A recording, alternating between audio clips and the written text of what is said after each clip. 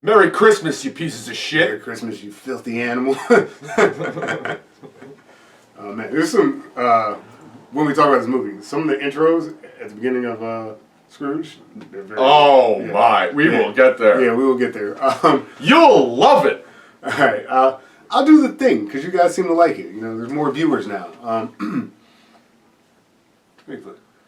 A curmudgeonly miser who lost his Christmas spirit came in encounters with 3 ghosts, bring it back.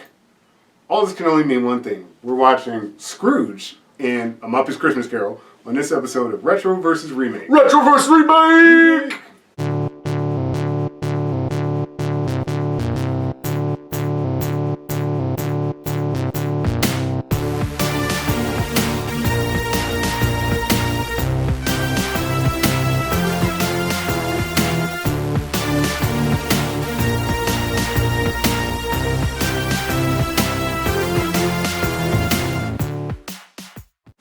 I'm Reggie Parker. I'm Dan Farley.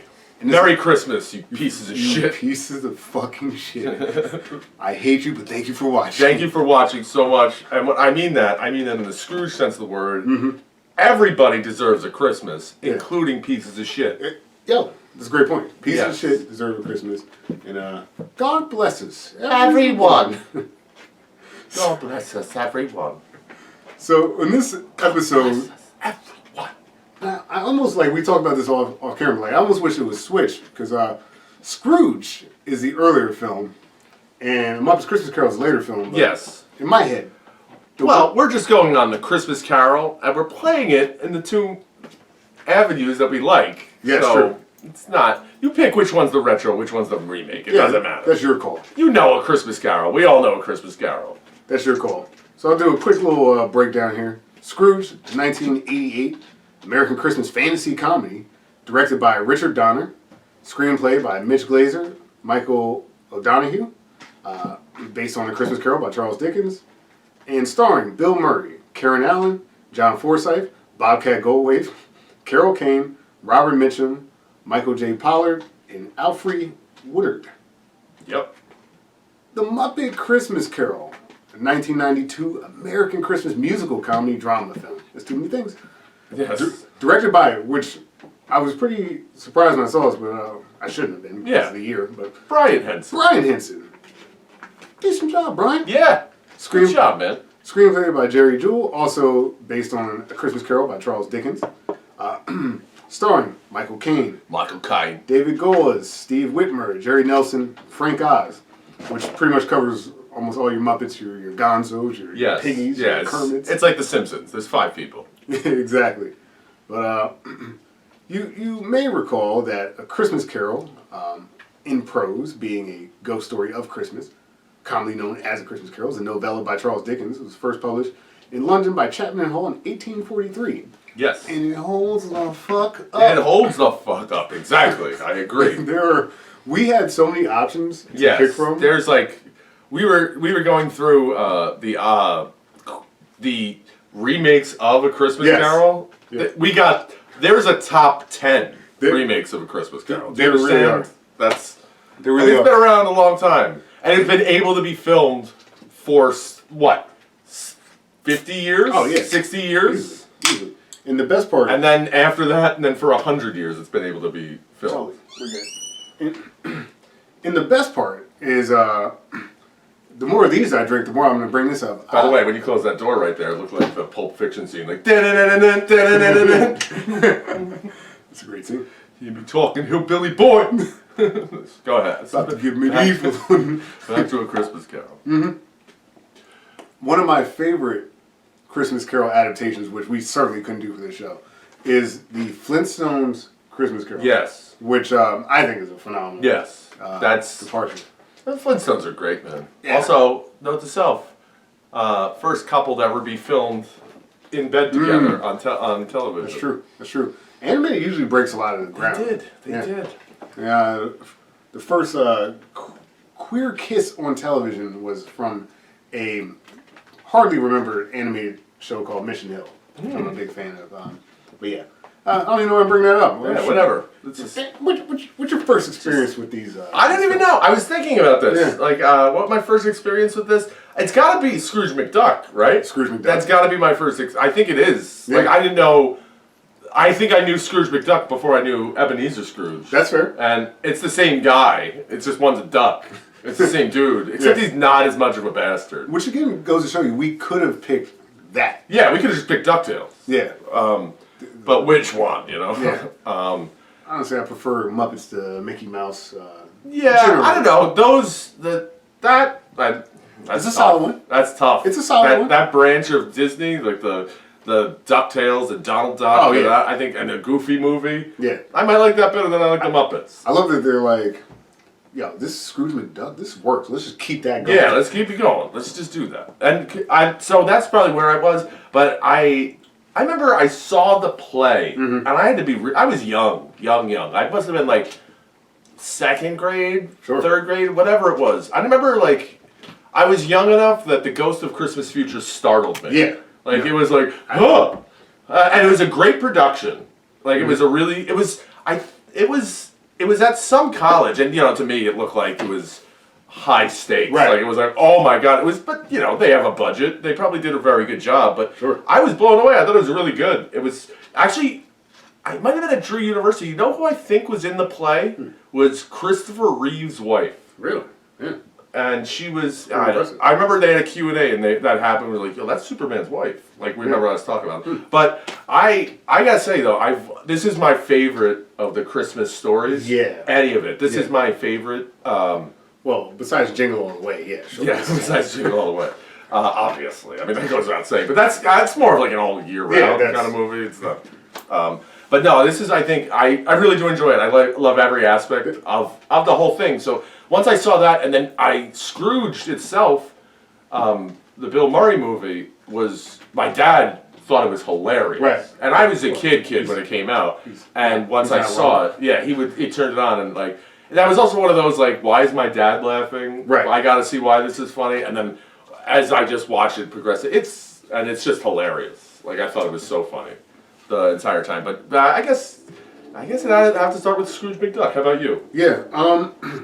No, I mean, there's, like we said, there's so many iterations of this. I definitely remember A Muppet Christmas Carol. Like I said, I've always had my my favorites. And truly, I literally mean this, that the Flintstones Christmas Carol is my favorite one. Yeah. Probably because I've seen it the most. It was on Cartoon Network, had a great Christmas lineup. You could watch the Smurfs Christmas Story. Pac-Man has a goddamn Christmas story. Yeah. And that's before you even get into the numerous Christmas carols. Oh yeah, there's a ton. But no, exactly what you were saying. As a kid, and I think I definitely watched A Muppet Christmas Carol like as a youth. But that thing of like, it is kind of a dark story, and it is scary for like a kid. You know? Yeah, like people say when you're talking about like Christmas movies, like people say like Die Hard is a movie, like Die Hard is a Christmas movie, and like Lethal Weapons. I personally, why not? Sure. Because my argument is, fucking A Christmas Carol is a ghost movie. It's a horror movie. Right. Like the whole thing is, hey, you're fucked up, and now you're gonna burn in hell, man. Like, that really is. That's really the premise. It's like you're fucked up. You're a piece of shit. You're a piece of shit, and now you need to fucking fix this shit. Yeah. Well, you're out. Oh, you're out, Scrooge. You're gonna be out anyway. But like, even by today's standards, this guy's been dead for 200 years. Yeah. So. And then Scrooge, I definitely think I've seen it before, but like, I just, I haven't watched it in such a long time that this is basically like a first watch for me. Oh man. And and it's definitely going in the rotation. Yeah, I watch it every year. Yeah, no, it's every year. That was. But I love this story so much to the point I was watching. It was the other day. I was watching that. It's a Lifetime movie. Okay. I was watching it with my mom, and it's Ghosts of Christmas Always. Okay. Wow. Let me tell you something. It's from 2022. Okay. With Reginald Val Johnson is in it. Wow. Yes. Reginald Carl Val Winslow Holy is shit. in it. He's the Ghost of Christmas Future. I don't know. I don't think they ever got to it. Yeah. But the Ghost of Christmas Present is bringing this guy around, and he's like fixing it. Like he kind of comes to the realization, but he's like falling in love with the ghost. I didn't see the end of it, but I want to know what happens because it's clearly set up that these two have to be together, but she's dead. Yeah, I don't have to so watch it. I don't know if you need to, but No. it was intriguing enough that I want to see the end of it. I don't know where I'm going with this. No, I watch a lot of Yeah. stuff. Like this time of year, especially like Netflix has its whole And Hulu. Yeah, its whole slate. Like I think it's like the Christmas Princess or whatever. Like there's like that series where there's like 3 movies now. Yeah. Which it's like the Christmas Switch or something like that, where they like switch with one person's just a chick from New York and the other one's like a queen. So they're doing like a Parent Trap? Yeah, like basically. Christmas? Basically. So, but they've done it like 3 times. Of course they did. We should do that. I just watched what the hell was it called? It was the #1 movie on Netflix. Yes, as of yesterday, and it was like it's fucking cats. It was like a Christmas Noel or something like that. And it was like this author meets this woman who was trying to find her birth mother, and there was a whole connection with That's her father. amazing. And garbage formulaic. I love it. And that's what it's all about. That's what it's all about.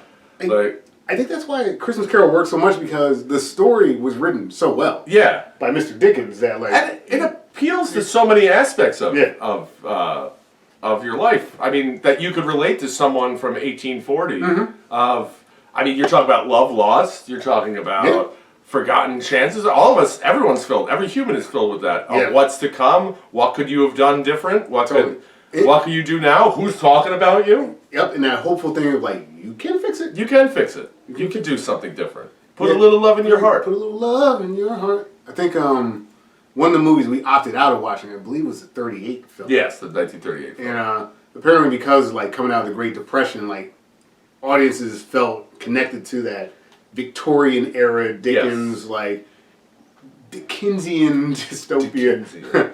Yeah. But no, like, look, at the end of the day, we've all experienced this tale many times. I've been visited by ghosts thousands of times. All the time. 3 a night. Yeah. Pick up these problem. These mushroom caps and I start seeing things, you know? Yeah, it's like Dan Farley's Easter Carol. Yeah. Like, oh my God. One was a bunny, one was Christ, another was just some guy. It's incredible. Yeah. And because of that, I think I'm just going to hit a synopsis just off the top, you know? Go ahead. If you want to add anything I or take will. anything out, feel free. I'll edit it. So our characters have different names, so I'm not going to name them per se. But a curmudgeonly miser is a real bastard to all the people around him. His family, his workers, employees, I guess. Yes. Pretty much everyone. He hates Christmas, thinks that it's a frivolous holiday, and this is a fraud. A fraud. He's got no time for it. He's only got time for business. Yes. This behavior, his personality, it puts people off on him. And in this particular case, it's time for him to learn a lesson. Yes. And how do you teach someone a lesson? You have 3 ghosts visit him. Technically 4. Well, yeah. First, you get your your friend, his friend, coworker, employee. Yeah. Like business partner. Yeah, business partner. Which is hilarious in both films. Yes. It's a great intro, right? To have the Marleys or to let you know it's real. Yeah. Like, that's great to have someone that you actually know, that you have a connection to, be like, hey, by the way, some crazy shit's about to happen. Yeah, just so you know. And be ready. And he's not ready. He's not ready. Well, how could you be, technically, though? A ghost comes by and says, hey, I'm the ghost of Christmas past. And now you're going back to the 50s or the 1840s. Who knows where the hell you are. And you learn how the events of your past shape the man that you are today. Yes. So then, of course, you need a ghost of Christmas present. It's going to show you how your behavior today is affecting those around you. And and how much of a bastard you are. Yeah. And if you don't change, I got one more ghost for you. Yeah. It's a ghost of Christmas future. And you might be staring at your own grave. Yeah. But, I mean, that's one of those things. It's the staring at your own grave, you might not be able to change that at all. Sure. But, you could make the time that's not going to matter either way, how much money you had. Like, you see what happened? They're just going to rip your shit apart. Yeah. Like, and the Mickey Christmas Carol, which we didn't watch, but the Bluto character playing the Ghost of Christmas Future says, you're the richest man in the cemetery. Mm-hmm. Richest man in the cemetery. You can't take it with you. That's what I was told. You can't but you can. Because you could be buried with it. That's right. Yep. You start an LLC, I'm sure you can figure it out. Yes, I'm sure. They got They got Wi-Fi in heaven. I can manage it. Totally. In Heaven. Here we go again. in both films, actually, there's a nice little side plot, but it's obviously part of the entire story, where one of his current employees, maybe current, depends on what happens in the film, we see a slice of their family life and how Scrooge has affected them, and it comes all full circle. Yes, and each with a, how should I say, handicapped son. Yes, there's a... in both.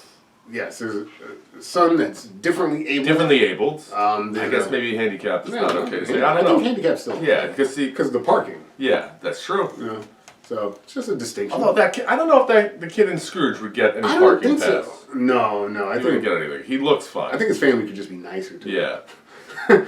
Kid's just PTSD'd out, bro. Yeah. There's a fucking tree every year. Yeah. He's a tree. Poor bastard. But yeah. Yeah, so I guess we could start it off. Yeah. Let's go. That's that. Yeah, that's the intro for you. That's... I do enjoy these, though. Yeah. So, I mean, you can't have A Christmas Carol without Ebenezer Scrooge or someone standing in the place of Ebenezer Scrooge. And in Scrooge's case would be Frank Cross. That's right. In the 1988 film Scrooge, Bill Murray plays Frank Cross. Now, more than ever, it is important to remember the true meaning of Christmas. And in 1992, we have Michael Caine. We have Michael Caine playing Ebenezer Scrooge. How would the bookkeepers like to be suddenly Unemployed! By the way, that's my shortest impression ever. I can't do anything else Caine. just at Michael Caine. So that's it. I didn't tell you this off screen, but there have been several Michael Caine properties that we've done. Really? Film, and I'm the Michael Caine guy. Oh, okay. On the podcast. Yeah. There we go. Yeah. I liked it. Alfie, Italian Job. Yes. There's so much more. Dirty Rotten Scoundrels. Okay. And I'm pretty sure I'm missing a few, but Jaws the Revenge. Jaws, the Revenge of the Revenge. So we could do Batman. We could. We certainly can. But yeah, I'm a huge Michael Caine fan. Yeah, I love Michael Caine. And I think he's phenomenal in this. Yeah. So although sequentially, like the Muppet Christmas Carol comes out later, I kind of want to lead off with that. Yeah, I mean that's the Christmas Carol. That's so much more closer to the real, other than the Muppets singing. Yes. But yeah, other than the Muppets singing, like. And then they add Gonzo as Charles Dickens narrating it. So this is a great way to come into that. Is that the Muppet film has chosen. Good little dude. Little cat, man. It's Tiny Tim over there. Yeah, it's literally Tiny Tim over here. He really is. That poor cat. The 1992 film. You don't get more views. This cat's not going to make it. Yeah, you got to watch this. Or this We're guy. not going to hurt him. This little Christmas miracle needs you to watch our podcast. Please. Oh, man. Merry Christmas, little guy. So, with your help, it could be. It could be. In the arms of an angel. For just 10 cents a day. And a lot more, actually. You should give me more money than that. So, what's great about the 92 film is that, surprisingly, it goes full Charles Dickens, like, Victorian period piece film with this, like, Muppet backdrop. Yes. And Michael Caine is playing it straight. He's not winking at the camera at all. He's Scrooge. He could be talking to a pig, and he's acting like it is Bob Crockett's wife. Yeah. Yeah. Like, it's pretty impressive, actually, that Michael Caine is able to do that, to, like, have this very earnest, literal interpretation of Scrooge. And that's like part of, I think his deal was to like sign on to do the movie. Mm-hmm. He was like, if I'm going to do this, I'm not winking at the camera. And he was talking to like Frank Oz and Brian Henson. They were like, and Jim Henson at the time, he was still alive. Sure. And he was like, yes. Yeah. Perfect. Don't wink. But it also opens up with a dedication to Jim Henson immediately. It's the first thing that happened after Jim Henson died. Yeah. So, which is wild, you know. But like, you know, Brian Henson carried on the tradition. I think that he was very competent. It's great. Everything that he did here. Like, I love the lead off with Gonzo, the popular blue Muppet, being Charles Dickens. Yes. He's great. with Ratso Rizzo, the rat. Ratso Rizzo the rat. I love the. With a shrewd moneylender named Ebenezer Scrooge. You will meet him as he comes around that corner. Where? There. When? Now. It's a dynamic of them two. Oh, great. We should go as them as hot for Halloween. We really should. Like, even though you get, they played the Marleys, but Statler and Wardlow. Statler and Wardlow, who were a great combination. Which is also a great set because Jim Henson and there was another guy, I can't remember who did it, but he was another big Muppet guy. They did the voices of them two, and they both died. Yeah. So that's why they're the two. Wow. Shows. That's really because in the book it's just one, right. and in Scrooge it's just one guy. It was Jacob Marley, which by the way is such a great joke. Yeah. For that his name is Robert Marley. Yeah. Bob Marley. That's his name. That's like one of those who's like, that's for your dad. Yeah. Or your mom. You'll get it. So good. So good. Like if you were you just see like the dad and they're like, ha! Yeah. But Bob Marley. Michael Caine, older, like Michael Caine, even in '92, he's getting up there. So yeah. He plays like your more traditional, older Scrooge. Yeah. Again, still like, it's modernized, but they still have some like almost Victorian mannerisms in the speech and stuff like that. I mean, it's modernized because they're Muppets, right? But that's really it. That's really, and then they make some references to stuff. Yeah, but that's about it. Like they don't. In a film where like the Muppet references could be too much, Michael Caine's grounding figure lets it all just work. And I think that the way they sprinkle it in, I think it's so good. Yeah. I think the way it's perfect. Even the songs, because the songs aren't like stupid either. No, it's not like this is pretty good. And the Muppets traditionally have had pretty good like music that feels like deeper than probably should be, like the Rainbow Connection, for instance, like the Kermit song. I felt that the songs in this movie worked. They didn't feel like over the top, like they were really well paced. No. And I also like, granted, they're funny, but also I thought like when they're like even in the opening scene, when he's like, "I'm Charles Dickens, and I'm here to tell you the tale of A Christmas Carol." And he's like, "And I'm Ratso Rizzo, and I'm here for the food." Yeah. Like, it's just like a cut into it that it's like it's the perfect amount of silliness. Yes. And not only that, but I feel weird saying it's about Muppets, but it's the perfect casting of Muppets. Like it is. It's always Kermit. There's always don't get me wrong. I love Kermit the Frog, but he's he's not the central character. Right. He's not. He's the guy on the side. He's Bob Cratchit. But what's great about Kermit in this particular movie as well is that Kermit is like also playing it straight. Yes. Exactly. Yeah, he's not doing like running around. You don't get yeah. Like, by the way, my favorite thing in Muppets. Steve Whitmer, by the way, Kermit the Frog. Yes. You please, Mr. Scrooge. The bookkeeping staff would like to have an extra shovel full of coal for the fire. Dave Bob Cratchit. And that was the first thing that he did as Kermit, because Jim Henson also used to always do Kermit. And Dave Goelz was Gonzo in this particular film. Little cats. Little cats moving the camera. Well, guys, you've ruined the podcast. These cats. These cats. These eyes are crying. Alright, go ahead, man. Sorry. No, just that, I just think but the casting job that they do, even like Miss Piggy, like, she's not punching like Kermit. She's not like, but not really even. I don't think she does. I think you're right. She does not punch Kermit. Yeah. She has some good lines about Scrooge, like her being mad at Scrooge is kind of fun. Yeah, when he shows up on Christmas Day. But I guess maybe we should take it from the rip, right? Yeah. Like of his intro. Okay. So one, as we do the intro. The intro for both. For sure. So I do want to say that the point that you made about that intro with Gonzo. Yes.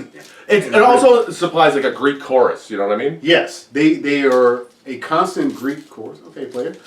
So we're watching Reggie's cat right now. The cats are a source of entertainment right now. Yeah. It's a Greek chorus, but also that tone setting of Gonzo's, I'm Charles Dickens. Yes, I'm Charles Dickens. I'm not Gonzo. I'm not Gonzo, I'm Charles Dickens. And Rizzo kind of like keeping that Muppet universe going and being like, what the hell are you talking about? Yeah, it's like, I'm eating this food. It's like, yeah, the apples are going bad. Yeah, like that set the tone right there. Yeah. Yeah, in this case, the Scrooge intro, like you're mentioning with Michael Caine, we come right into him like in his office. Yeah. He's well, him walking down the street. Well, yeah. Well, you want to take that then? Since, okay. He comes walking like, so when you're first introduced to Scrooge, they tell you about Scrooge beforehand. Yeah. They're like this piece of whatever, this guy, this miser, the cruelest guy that known, and he comes walking by, and everyone sees him coming, and then here he is. And it's like, oh God, this guy's here. Oh God. And then he walks in, and everyone's like, oh God, into his freezing cold office because he doesn't want to put the heat on. He doesn't want to pay for the coal. He doesn't want to pay for the coal for the heat. So he comes in, and then you're immediately, the way it's such a way that a great thing, the way people, it's just that it's interesting because they talk about him as a character, and then he shows up. So they build you up to let you know this is what this guy is. So he doesn't have to do much other than walk. Right. So it's like this piece of garbage, this maniac, this miser, this cruel person comes walking in, and then he comes walking in like, ugh. And like he just comes down with his head down, and it's so much more ominous. It's almost like I'm trying to think of a character that's relatable to that. Like I want to say it's kind of like Darth Vader, somewhat, you know, but it's not quite like that because no one's talking about Darth Vader before he shows up. Right. You know, it's I don't know. I can't think of a great comparison in my head right now. I'm sure there's like other musicals that kind of do this, but like that is the power of this being a musical. Yeah. There's an overture and then this song Scrooge, which is done by the entire Muppet cast. Yeah. And again, that great universe building of we're going through this set. Yes. That's great, by the way, because it's like it's like puppet. It's like a puppet town, but a realistic puppet town. Yes. Like I don't know. It's almost like you could live in the puppet town. Right. You know what I mean? No, 100%. Like you could live in this puppet town. You could see yourself like it feels fully realized. Yes, the whole thing. Like it's all of it is not half-assed, which I think is really good. Like it's like no, we're really making a movie. Right. You know what I mean? Like you could easily mail it in. I feel like today would be like, well, it's a Muppet movie. It's for kids. But it's like no, if you're gonna do something, go the full nine. You know, like try it. No, and I mean they really do. And just from the intro and then like when you get introduced to them, like in the book and all that stuff and all the other iterations, there's no one else that works for him. It's just Bob Cratchit. Right. So he gets there and he's like, hey, can I have off tomorrow? No. Yeah. You know, like everyone else is like, oh, you can have off. But he's got all the rats working there, which is so funny. It's funny. It like cuts, but even that, it's giving him more to be cruel to. Yes, giving him more, like having more people there, not running the coal. Yeah. Not giving him the day off, and then like even in the scene where he's being cruel and you know miserly as he is, you get the comedic element of the little rats. The little rats, yeah. We're like, that are all it was the frog's idea. Yeah, it's the frog's idea. It's the frog. This idiot. And that's another great like thing about these films is that like the frog is being referenced. Like that he's a frog. Right. Because like to Scrooge, it's just Bob Cratchit. Yeah. You know, but the wink and the nod of that's Kermit the Frog. It's Kermit the Frog. Yeah, no, that's really fun. And plus, I think he's just dressed so smartly. Yeah. You know, he's got a good look to him. And I'm not gonna lie, like having Kermit play a straight man too actually works really well in this film because like I think that Kermit is doing a good job. No, I think he's a good actor. Of like moving the plot along, showing this dichotomy between Scrooge's cruelty and Crackett's like earnest, like you know, even though Scrooge is mean to me, it's like hey, he's still giving me a job. Yeah, like and God bless him for that. And you know, it's consistent because it's you know it is a Christmas Carol. It's consistent when he like goes home to his wife and he's like, in a cheers to Scrooge too. Like no one wants to cheer Scrooge. Yes. And Crackett's being screwed over, like he's not making enough money. But like there's still that spirit of generosity of Christmas. Yeah, that he's from Bob Cratchit. Yeah, I agree. But and then on the other hand, the intro. Yes. For Scrooge. Let's talk about that. This still makes me laugh the entire time. So funny. It's so funny. So the night the reindeer died. Yeah. With the $1 million man. With the $6 million man that comes in. Lee Majors! These terrorists invading the North Pole, like shooting machine guns. It looked like a scene out of Lethal Weapon. Then he comes in the snowmobile, like, oh, we'll get it, Santa, don't worry. It's the funniest fucking thing. And they're like, and everyone knows that he's Lee Majors. Which it's even a better joke today because it's like, who the fuck is Lee Majors? Like, you don't give a shit. There's so many good... Yeah, it is a better and joke they even reference... Because also, he's not the $6 million man. Mm-hmm. He's Lee Majors. It's the actor. Not even like... Right. He's playing the actor that shows up and they're like, they reference, it's the $6 million man's here. It's so good. Like, because at first, you know, it does that thing that movies do where it's like, tonally you see Santa and he's kind of doing regular Santa stuff. Yeah. And then this fucking missile it's like just dudes with AKs and shit. And Santa's like, Santa's strapped, he's ready to go. He's ready to go. He's like, whoo. Like doing It's Lee Majors, the $6 million man. Santa, is there a back way out of this place? Of course there is, Lee, but this is one Santa that's going out the front door. But like that the night the reindeer died. That's the best name. It's so the most similar reference, if you want to go back and watch the retro versus remake episode that starts similar to this, if you go back and watch the remake of the Stepford Wives, okay, they have a lineup of like reality TV shows that are part of it, and like this fictional IBC network. IBC, you'll love it. Which I post most years on my Instagram. It's just a picture of just the wreath, and it says like Yule YULE. You love it. It's so good. But Robert Goulet's Cajun Christmas, dude, like the references are so funny. It's so funny that. You have no idea too. Like it went on when it got to like the Robert Goulet thing. Like I kind of forgot about it, and there was this period. This for the older people watching this, you'll remember, and you might remember. I don't know if you remember this, but the Will Ferrell SNL character of 100%. Robert Goulet, which 100%. Was basically Ron Burgundy before Ron Burgundy, but he was Robert Goulet, who was a crooner and a Broadway singer and all this stuff. And he always had like sunglasses, like those shitty yellow sunglasses that had that were half like fogged. And he would sing, and like that first one he did, I think he was singing rap songs. Yes. And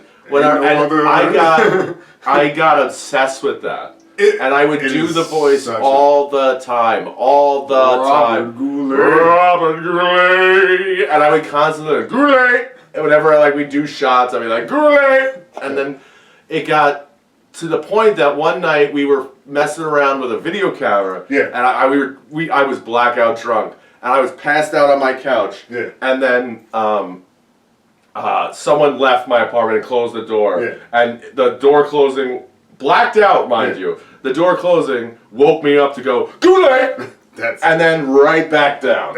And when I saw that, I was like, I have a problem. I need to stop doing this Robert Goulet thing. I can't do this anymore. So when I saw that always, like he's going through the boat, through the swamps of Louisiana. So Cajun Christmas. So funny. And then he comes in and he's like, that's terrible. Then you get introduced to Frank Cross. He's like, wow, did that suck? That is like the best part. Like, the Muppet film has the benefit of, we're singing about Frank Cross. Like here, you just see him. You just see him sitting there like mid-meeting. And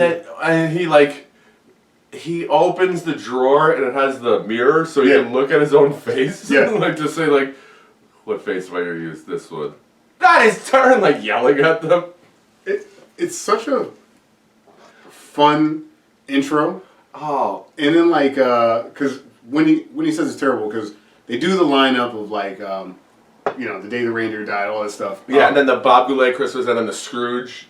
Yeah. That they don't call it a Christmas Carol, they just call it Scrooge. Right, so that sort of internal reference, yes, pulling back, that Scrooge is the network television event that they're trying to do. It's also the title of our film. The title of the film. You kind of It's not a fourth wall thing, but I don't know. Yeah, it's definitely meta. I mean, it's a reference. Meta It's for a sure. wink. Yeah. You know, it's a wink to the whole thing. With Mary Lou Retton. Mary Lou Retton as Tiny Tim, Tim. which is hilarious. Which is such a great reference. It's So that's like, you gotta remember who that is. Right. Like, I barely remember who Correct. that is. And it's just, but you get, also you see what she does immediately. Yeah. She does with the flips. with the crutches. Yeah, with the crutches, and it comes off the... God bless us, everyone, after like doing flips. Which is just such a stupid idea. like that comedy comes through immediately through which a very smart thing of universe building to just say this is the type of show that would be on this network. This network. And this is the guy who would be putting the show. But then this is the guy also that he was like, no, run the news Scrooge spots, and it shows. Oh my god! Listen, so good. I don't know if it makes anything that we've watched has made me laugh harder than it's like highway murder. It's the person driving. The guy just pulls out a shotgun and it blows off the wood. But it focuses on the barrels and just the shotgun. Dude, that right there, and then the plane taking one like international terrorism. And the plane just explodes. International terrorism. Freeway killers. Now, then like drug addiction. The guy's like all junkied out. Oh man! Oh my god! And then like now and he's like mouthing along with the words, and you just see the light of the TV screen.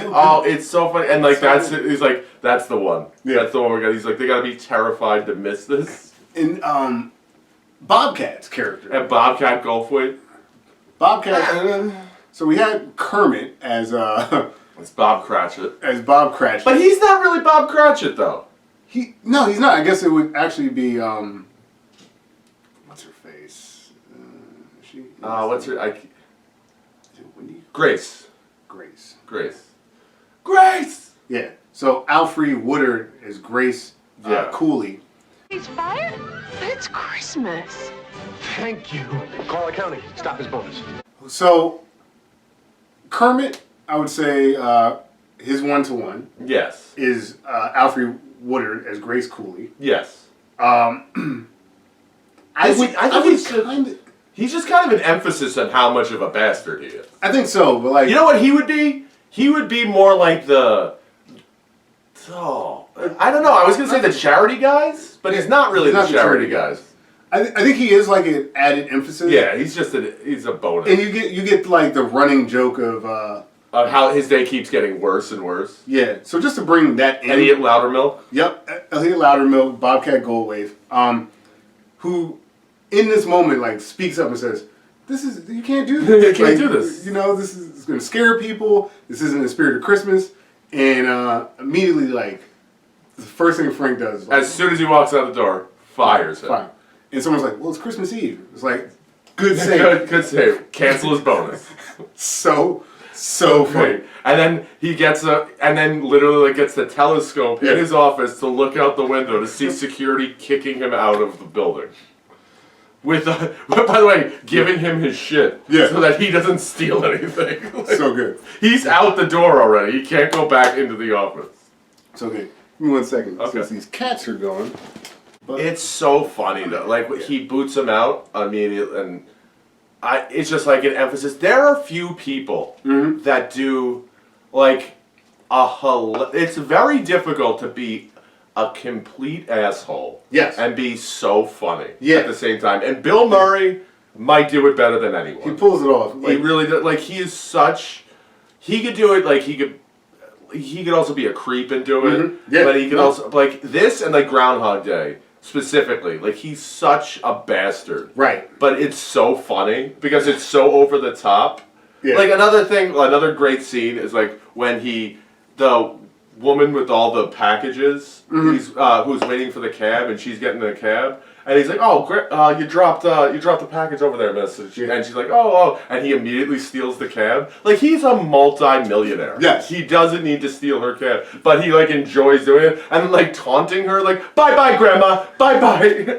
That like character portrayal, just seeing him doing all these bad things. Yes. But like you're right, because it's Bill Murray, it's very funny the way that he's doing it. Yeah. And as bad as he can be, because like this movie, I think leans into some of the darker themes. Yes. Because it's a more adult, more modernized version. It is. Yeah, it's definitely not for kids. Also, the brilliance, because we're kind of like dancing around this, but the brilliance of making him a TV executive. Yes, that's exactly. So it's so good. So good because like it is kind of referencing that time period, like late 80s, early 90s. Like that's a very powerful Reed is good. Yes. You know that type Reed is good, and he's also the youngest. Yes. Whereas like I mean Scrooge is an old man. Yes. Well, that's the advantage of Frank Cross too, which we'll get to.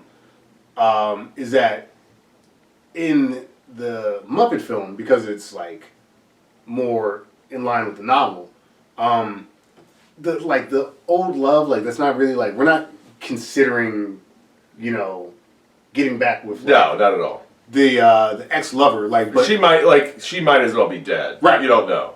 Exactly. But like in this case, and it gets played out somewhat in Scrooge. In this case, he's young enough that he can get back with her. So like that's part of potentially this redemption arc. Yes. And I do like that we're getting this. He's not Ebenezer like in name, but like in obviously in practice he is Ebenezer Scrooge, effectively Frank Cross. But like I like that there's the ability to have him still patching up with it. Yes. And then also gives his own flavor. Yeah, exactly. And then also he's also, you get the miser from him because he has like an assistant, Grace, who he's making work on Christmas Eve and Christmas Day because he's got to work. If I can't work late, then I can't work. If you can't work late, then I can't work late. Yeah. And if I can't work late, I can't work late. Yeah. He's like, but I made the appointment 6 months ago. I care. Which I think is so funny. His answer, I care. And then just but then you see him do the same thing. The difference is he doesn't give her off. He Scrooge gives him off. Right. Begrudgingly gives them off. Which it's like almost, I don't know. It's almost like there's something to that. Because it's like a potent. It's almost like it's like the door's cracked. Yeah, it's like the blade of grass that grows through the crack. Yeah. It's like it's something that he's not paying them. Right. But he's also not making them work. And he tried to, but then he was like, come on, we should have Bob Cratchit. Bob made enough good points. He was like, hey, look, you know, you got to burn coal, which is expensive. Everyone else is closed, so there's no one for you to there's no one to do business with. And you know, Scrooge was like, okay. He's kind of like a man of reason, I guess, in that sense. Yes. He's like, okay, like, yeah, I do want you guys here, but also, fuck it. Versus, like, Cross, who's just only concerned about himself. Yes. Only wants to know, how do I make my next move? And it doesn't matter who goes down. No, it doesn't. As long as I'm getting ahead. As long as I'm getting ahead. And, like, the whole thing is, he's making everyone work on Christmas because they have to put on this live performance, live show on Christmas. Right. So no matter what, everyone's working. Right. And his assistant knows she's working. Like there's no talking out of it. No, there's no question. Right. Yeah. Yeah. So in that sense, Scrooge has, like we mentioned, this darker kind of tone to it at times, and he can be more villainous. Like you mentioned, like stealing cash from old ladies, and there's not really a moment in these early scenes where it feels like he's gonna like change his mind. Not at all. Or anytime it even appears that he's being nice, it's actually just a front for him to be fucked up, like the Bobcat scene. Yeah. He's like, you know what, you're making a good point, and he immediately fires him. You know. Yeah. And then he's even like then they're going through the Christmas list of like the gifts to give, and they have the choice of either the VCR or the towel. And he's going through everybody. He's like towel, and then they get to his brother, and he's like towel. Even though he just saw him. Right. And you can tell that he loves him. Right. That he's like, listen, I don't want to go to Christmas. I don't want to. And he's like, come on, you got to come and whatever. And says that great line. He's like, you know what they say about being cruel to people on the way up the ladder. He's like, yeah, you get to be cruel to them on the way down. You get to be 2 opportunities to be cruel to them. That was a great line. Yeah. That was a great line. And then he also, this is quite the cameo right after that, when he's walking through Rockefeller Plaza. The band playing for money. Yeah. It's Miles Davis and Paul Schaefer. That's right. From David Letterman, and he's like yelling at them, he's like, "Yeah, you say you're getting the tourists, you saps, like yeah, get them." It's so good. But he's walking with his brother.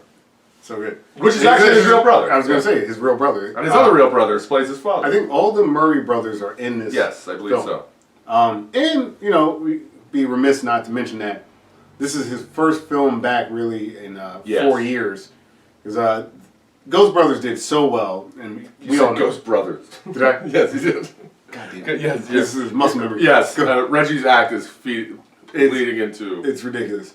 So Ghostbusters did so well, and like, you know how Bill Murray is. It was a little much for him for the movie to do as well as it did. Yeah. So then, between that, I think he had the cameo in Little Shop of Horrors. Yeah. Which gets referenced in this film as well, because he says Feed Me Seymour at some point in the movie. Yes, he does. And then this was like a big deal. This was his return to the big screen. And Richard Donner of Lethal Weapon fame and of Superman fame. Yeah.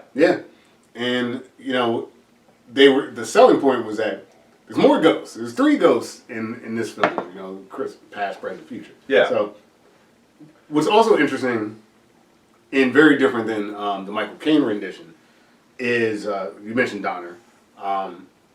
Bill Murray does a lot of improv work in the film. And I think that, like, that gives it its own flavor. I think that he really has locked into what this character is, and just having the ability to like go off script or even like work with the screenwriters and do his own thing. It just gives its own flavor. And like a lot of the jokes that like really hit are the ones that they just like improv. Yeah, of course. Yeah, absolutely. Like the nipple line, that's like an improv thing. And I don't know, Bill Murray's he's fantastic in this. Like to your point, he's able to be just a complete asshole and still like just gives you enough that like, yeah, okay. Yeah, or like and he goes to like and he accepts the Humanitarian of the Year award, which is also a great commentary on just the bullshit of those awards. It's like he's the Humanitarian of the Year, and he's like, I'm always going to treasure this, and he leaves it in the cab. He forgets it. I'll say this because there's not really a place to connect this. Okay. Karen Allen. Yes. In this film is Claire Phillips, another good character to play off of. Yes. Frank Cross. Karen Allen. You sounded like you'd seen a ghost. Because Karen is, the love interest. Yes.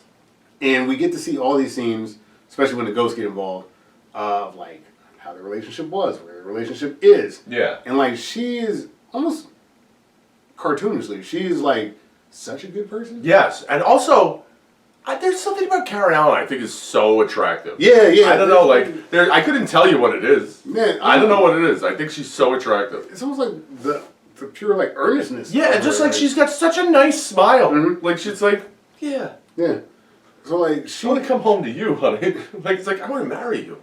What's kind of messed up about her character, this Claire Phillips, is that for a lot of the movie she's Frank Cross's punching bag. Like, in terms of like he's as mean as he can be to her. Yeah. Very dismissive of her, like not paying attention, and it shows us more and more of how flawed he is. Yes. And like if he can do that to her, what can he do to anybody? Yeah.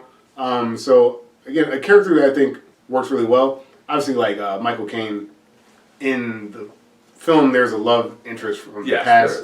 I'm not going to get into that. Yeah, I mean we'll get into that when we get into the Ghost of Christmas Past. But before we go, we see them basically in their element, and so after the day is done, Scrooge goes home in Muppet Christmas Carol. Yep. And they had such a good line, and it was in the book too. It was like that. I'm paraphrasing here, but it's that I don't know why it stuck out to me. I just thought it was really good. Was that Scrooge kept his house dark because dark was cheap, and I was like, that's great. Yeah, that's a good line. That's a really good line. Also, we all know that this is the birth of the expression "dead as a doornail," right? Yeah. This Jacob Marley was dead. That's how the book starts, and then this is how this starts too. Jacob, which I also think it's funny that they started with Jim Henson's dead. That they have like in memory of Jim Henson. It's pretty damn good. Yeah. I mean, both these films, again, I guess coming full circle on this conversation, is that Michael Caine playing Ebenezer Scrooge just as Ebenezer Scrooge. Yes. Works really well. It works so well. They both work so well. Exactly. Like, Michael Caine gives you the classic Scrooge, and he plays it so well that you allow for all of the Muppetry. Yes, exactly. That you ignore the Muppetry. Like, the Muppetry is just like, okay, this is part of it. Like, yeah. It's almost like, you know, you're walking through someone's house and they have, like, some, like, theme or something in their house design. You're like, okay, yeah. But, like, the table's still a table. The chair's still a chair. Like, it may have, like, a seashell or something on it. That's how the Muppet movie feels, where it's like, yeah, no, there's Muppets, but, like, they're not Muppets. They're real people. Yes. Like in this. Yeah, like, you know, Fozziwig. Fozziwig. Oh, man. We'll get into that. Yeah, we will. I guess we could start off with the ghost. The first ghost that shows up in A Muppet Christmas Carol is Jacob and Bob Marley. Totally. And the other one, I don't remember his name. Real quick, just because we are going to talk about both of them. I know I brought her up, but, like, Meredith Braun in the 92 film plays Belle, who's Scrooge's former love interest. Another year before our wedding, Ebenezer. It can't be helped, Belle. So I did want to bring that up as a juxtaposition to Karen Allen's Claire Phillips. Yes. A little bit less important of a character in terms of usage. Usage, yes. Usage, yes. But, like, obviously still very impact, yes. Very important character in both films. But, like, we get more of Karen Allen's Claire Phillips. Yes. But, yeah, you were bringing up the ghost. The ghost. Well, the intro ghost. Both of them basically are there just to tell him, hey. More ghosts are coming? Yeah, more ghosts are coming. And it's using someone that he knows that's already dead, that he used to work with. Yeah. So, Dave Goelz, who was also the great Gonzo, a.k.a. Charles Dickens, he plays Waldorf, who's Robert Marley in this film. And who is... so good.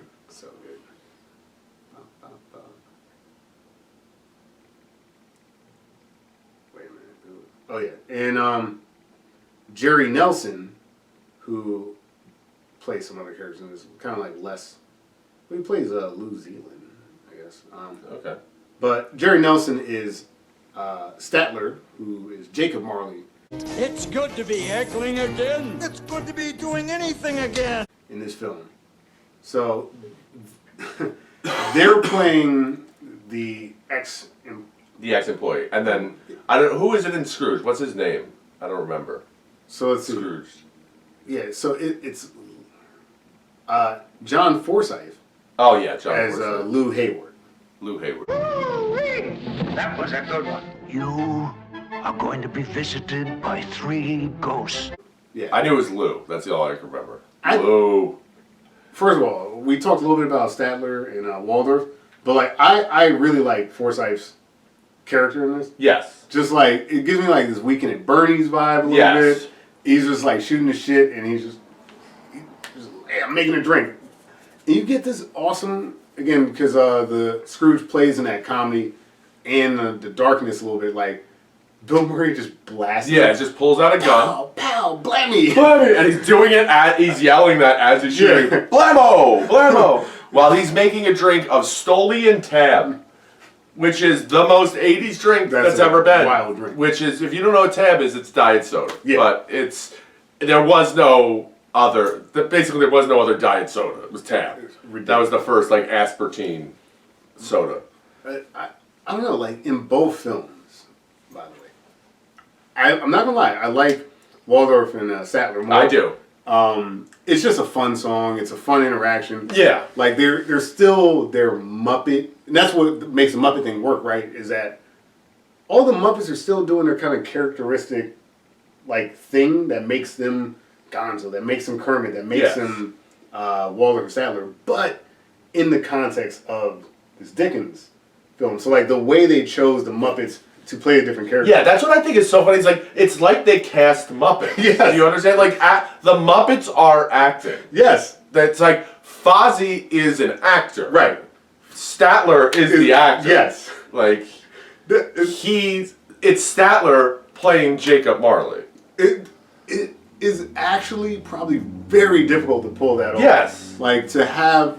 It's like it's almost on the level like whenever you Gonzo. Yeah, Charles Dickens. It's like when you hear it's like the Simpsons will do it. They'll have like Homer doing like a Richard Nixon impression. Yeah, and it's like the guy's doing Homer's voice doing a Richard Nixon impression. You're like, how the fuck are you doing this? Yeah, that's really it's very impressive. Like I don't know how someone does it. Like, and you do the same. You see that like Mel Blanc does it too a lot with the Looney Tunes cartoon. But I digress.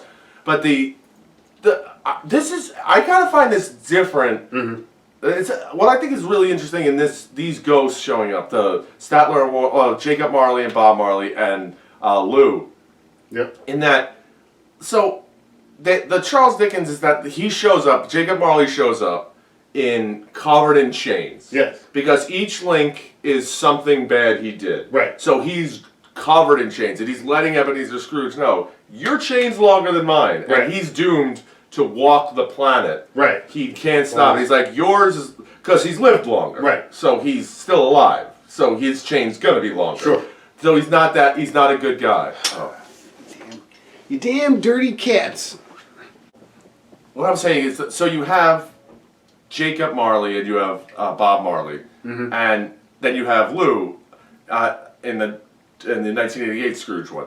But they show up and they're dripping in chains, right. and they're like Jacob Marley, especially in the book. They don't explain it in either one, but in the book he's covered in chains, and he has because each chain link is a sin that he committed in his life.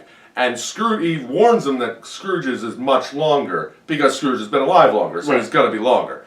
So, and he hasn't changed at all. And if anything, he's only gotten worse. Right. So, especially because now he really has no friends. And then whatever you could say about those guys, maybe they weren't friends, maybe they were kind of his friends. Right. He socialized with them. Right. And the thing, like those guys were. Especially Jacob Marley was not a good person. Right. And he got what would happen to Scrooge, and that's the warning. In Scrooged, his boss, Lou, who's his boss, by the way, it's... When you see him in the flashbacks, doesn't seem like that bad of a guy. No, they don't... And also his punishment is... What's his punishment? Like, he's just a ghost. His punishment is like, here's what my... decomposing body? Yeah, which but is like, everyone. You're still kind of like chilling. Yeah, you're chilling. Like he shows up in his golf uniform. That's why I said like that Weekend at Bernie's vibe.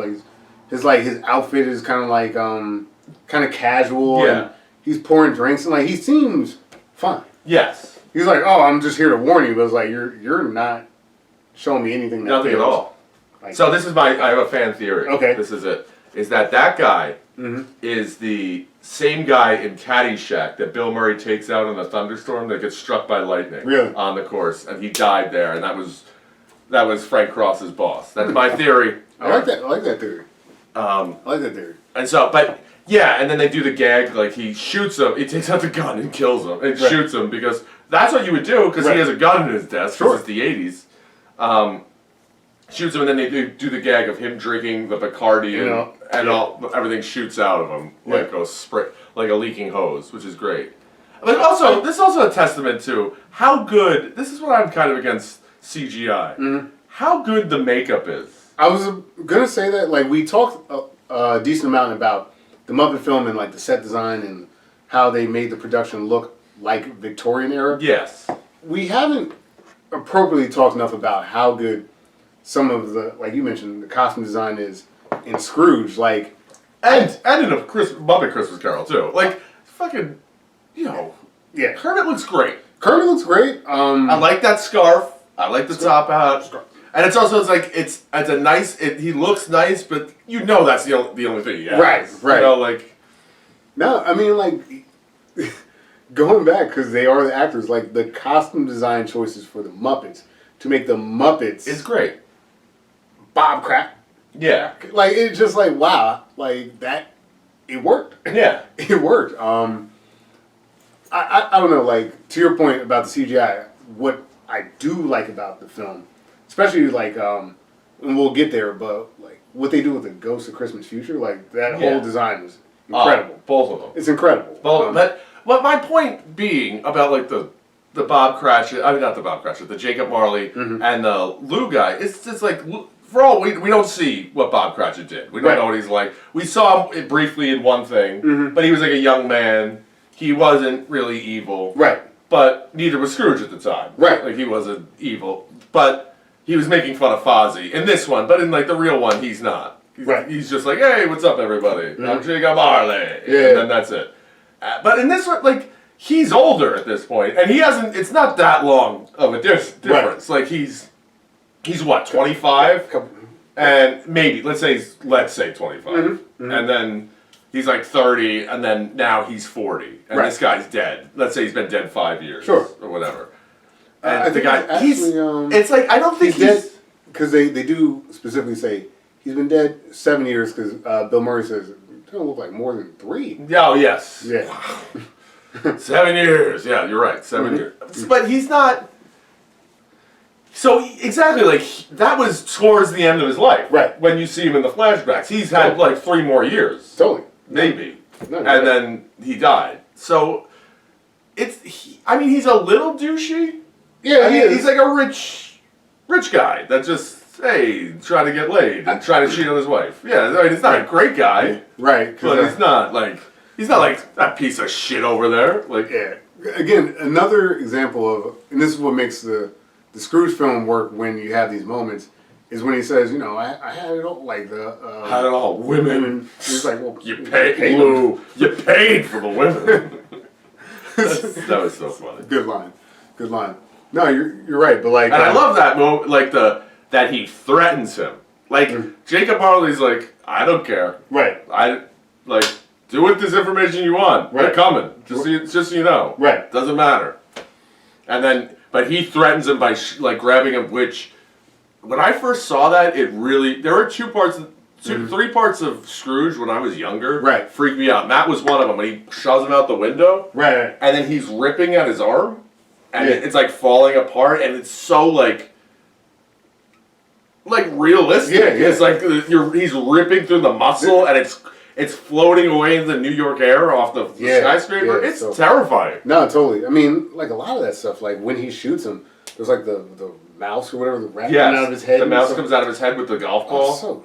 There's so many good moments like that in Scrooge where they have done this costume design and how it plays back into the narrative and like for some of the gags and stuff like that. Yeah, and just the makeup of that, and I guess the arm especially is just like special effects, but it's just really great. No, it's good. It's really good, and then but no, I think to your point though that the Muppet Christmas film, because it's more true to Dickens' novel, like those references play out, like the chains and Lee. We, like you said in Scrooge, we don't quite see why he's so bad. Yeah. Like I guess he's bad because you're telling us, but I think maybe that's because they want to spend a lot of the time focusing on Frank. Frank, yeah. It doesn't matter if he's bad or not. Right.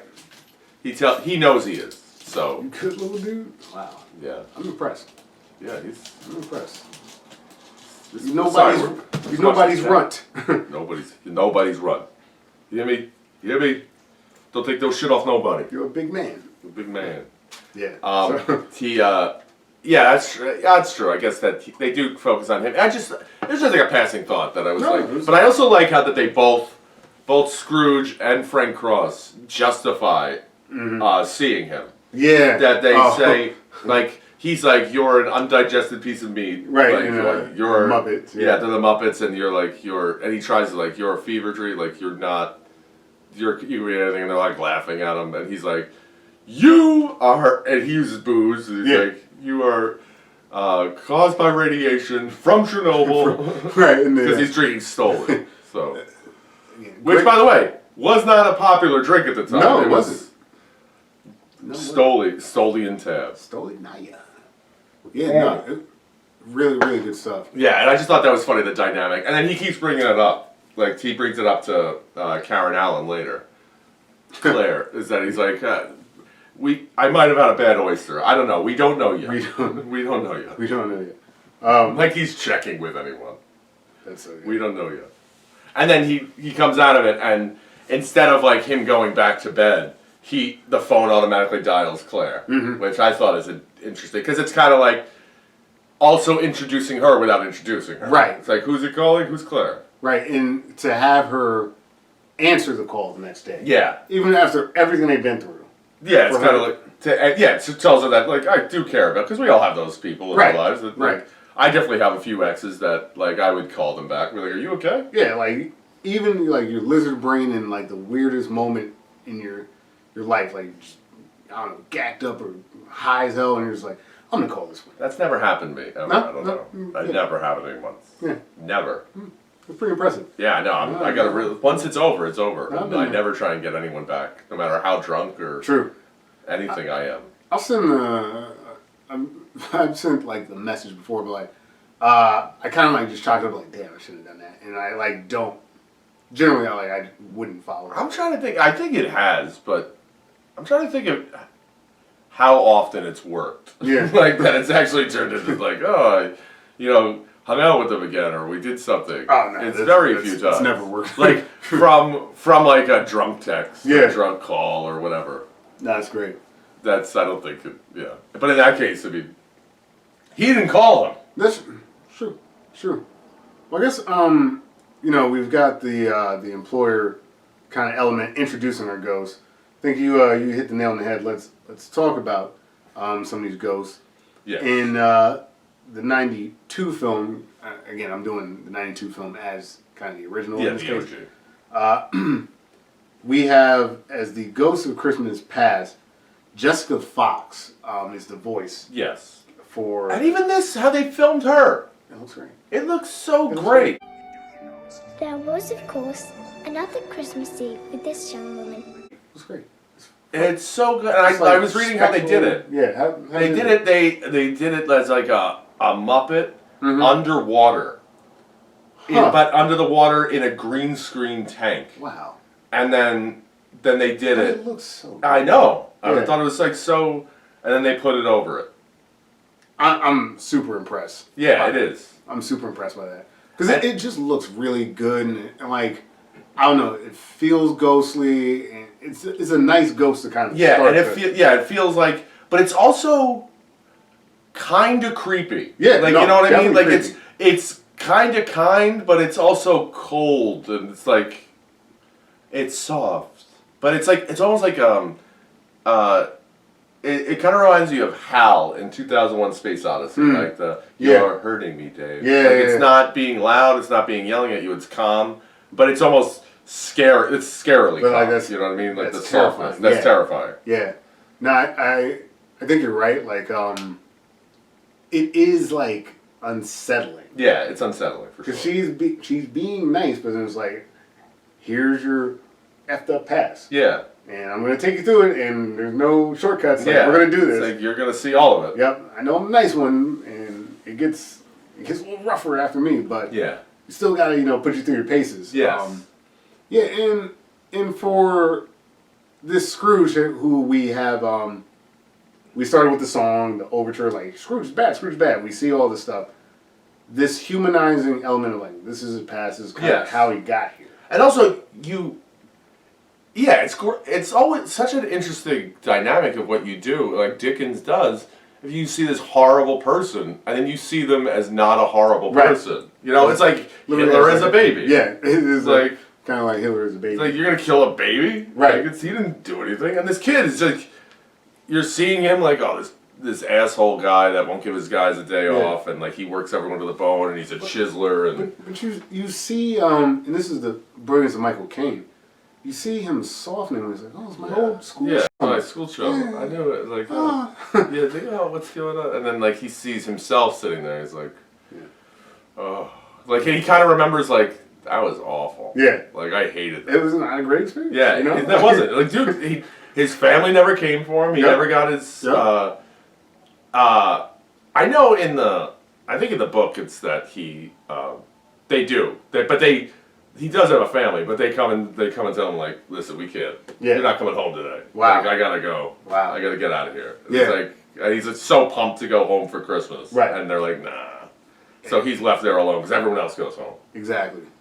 Yeah. But in this one, he's just alone, which is, I mean, just as bad. It's literally just as bad. Yeah, it's the same result for a kid. And I mean, look, do you love that this Also, is... great casting as the Eagle as the headmaster. Like, Eagle's so good. my old headmaster. It's so great. They cast the Muppets perfect. Honestly, the Muppets have always been good at that. Yes. They've always nailed, like, who's doing what. We'll get to another one that I'm like, yo. Yeah. We'll get there. Okay. But like, you know, as much as we vilified Scrooge at this point. Yes. You see how he got here. You understand, like, yeah, I wouldn't like Christmas either if I never saw my family. Yes. On Christmas, you know, maybe I would have this feeling of like I don't like that. Yeah. Yeah. So does it like justify all the things that he does? No, but like you see a human element to this character who so far has been just a villain. Yeah, but also it sets up the idea of like I will never because he doesn't have any money either. Right. Like so he's like I'll never be destitute on Christmas. Yeah, I'll never do that. Great point. I'll never do that to myself. So that when he does get his next job, right, and he gets his first job working for Fozziwig, he's working. So right. He's working on Christmas Eve. He's like during the party, and they're like, "No, we're not doing this right now. Like, enjoy yourself." And he's like, "Nope, this is not the time." Yeah. He's like, "Yes, it is the time." It's great, and I mean, some of Fozzie the Bear's greatest acting. Listen, he's phenomenal. He's perfect. Old Man Fozziewig? Old Man Fozziewig? It's good stuff. He's got comedic chops. You know, of course, the classic Frank Oz. Yes. You know, playing Fozzie Bear. A.K.A. And Yoda. Sam Eagle. Yes, and Sam Eagle. He does. Inspector, welcome to Fozziewig and Mom's annual Christmas party. At this time in the proceedings, it is a tradition for me to make a little speech. He does a lot of them. He's Miss Piggy, he's Animal, there's a lot of people in this film. Yeah, he's Yoda. Actually, you get and Yoda. You get Animal in this scene too, because like Fozzie was throwing a hell of a party. Again, Animal's the man. Again, going to like set design and stuff like that, like it's great. They nailed that. Yeah, part. it's like it's so like the wide open and tell me. You don't kind of want to go to that party. Dude, I was like, yo, I'll drink some of that ale. I was like, this looks amazing. That looks fun. Like, and then they're eating all the food, but the food looks so fresh, and then there's just like a fire, and everyone's like hanging out, dancing. And again, because it's Muppets, but for whatever reason, in these moments, you almost like you accept them as people. Yeah, Muppets are people too, Reggie. Muppets are people. I think it just works. Yeah, it does. It works so well. Now, in Scrooge, David Johansen. Of New York Dolls. Of New York Dolls. Also, Buster Poindexter. Before we get there, is when he gets the... I don't... Like, there's kind of... They do something different in Scrooge that I think is interesting. Like, you meet... Scrooge in Christmas Carol doesn't have a boss. Right. Frank Cross does. He does. He has Robert Mitchum. Right. Who Robert Mitchum wants him to start implementing shows like start implementing with a Christmas Carol with Scrooge, the TV show with to make pet viewers. Yes. And so to like maybe that you have a detective that dangles string or keys and like. And he's like looking at it like he's crazy because he is crazy. Right. Robert Mitchum, who plays Preston Rhinelander. Yes. And like, he's like, yeah, I read a study that like cats and dogs are now starting to watch TV. Yeah, they outnumber people 2-1 in the country. But like, as if there's a business model there, as if like the cat and dog are gonna go buy. Yeah, they're gonna go buy. Like they have any money. Yeah. Like, why would the ad dollars come down? Yeah. How would it work? It doesn't matter. Like it's. But. It's kind of funny because like it's funny in the universe, but like the universe is a parody of network as well. Yes. So it's like that's some shit some network executive would do. Yes, and then also and they bring in the other guy, and it's kind of like he does. Frank is like stressed, and and he's an asshole. But you can kind of get why, because it's such a cutthroat business. They bring that guy in who plays the same guy in everything. I don't know his name. I don't remember what he is. I've seen him in stuff recently, too. I'm like, hey, that's the guy from Gremlins 2 and Scrooged. I don't remember his name. Elliot something. No, that's Elliot Loudermilk, sorry. The blonde guy. But he calls him the LA slime ball. He's like, he's an LA slime ball. Yeah. He's like, look him up. He tells Grace to look him up.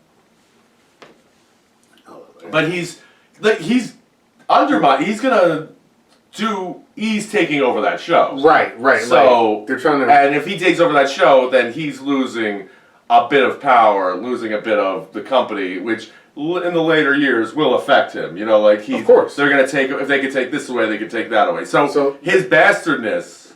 There's a reason why he's a bastard. Rationale. So John Glover who plays Bryce Cummings. Bryce. And there's that emphasis of like, no, Bryce is just here to help. He's just an assistant. Yes. And clearly he's being undercut. Yeah, he's being undercut, and he's gonna come in and take over everything. And he also has, in the same time of this stress, the ghosts are messing with him. Yes. At the same time. So it's like in Scrooge, Ebenezer Scrooge, he goes right from Marley to the Ghost of Christmas Past. Right. Like basically in an hour. Mm-hmm. And he's like, listen, this guy's coming in an hour. So there's no like additional interaction with other characters. The other one in Scrooge, they're like, he's coming. The first one's coming at noon tomorrow. Right. And he's like, and he has to go to this meeting, so he's stressed about it.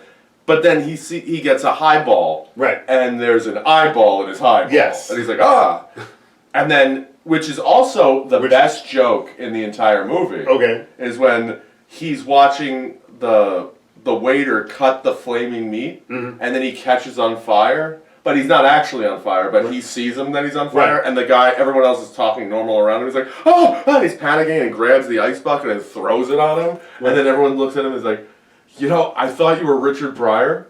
Oh, wow. That's a great joke. That's a great joke. That's a great joke. It's like, sorry, and he goes back to sitting down. It's an interesting way, because both films do the thing where any Christmas Carol movie you see is like, you can see them, they can't see you. Yes, you know that's the rules that we've all established these rules. Correct. Like you're watching a rerun. That's the perfect way. That was a great. He's like, this is like a rerun. That was a great you can't analogy change anything. or whatever that they use in Scrooge. Well, you're 100% right. And what makes this scene work in a lot of different ways, though, is the fact that this is that universe, or this is like that rule setting, where it's like Frank sees everything no one else does. Yes. And this is a stark example of it. Yeah. And it's the hindsight is 2020. Yes. Yeah. So he sees it, and then they do that, and then I also love the dynamic of the waiter. Not that I'm saying all waiters are stupid, because I mean I was a waiter too. But then he's like, it's 12 o'clock, so he knows the ghost is coming. And he looks at the waiter. He's like, "Are you him? Yeah. Are you him?" And he's like, "Are you he?" Like he corrects his speech. Yeah.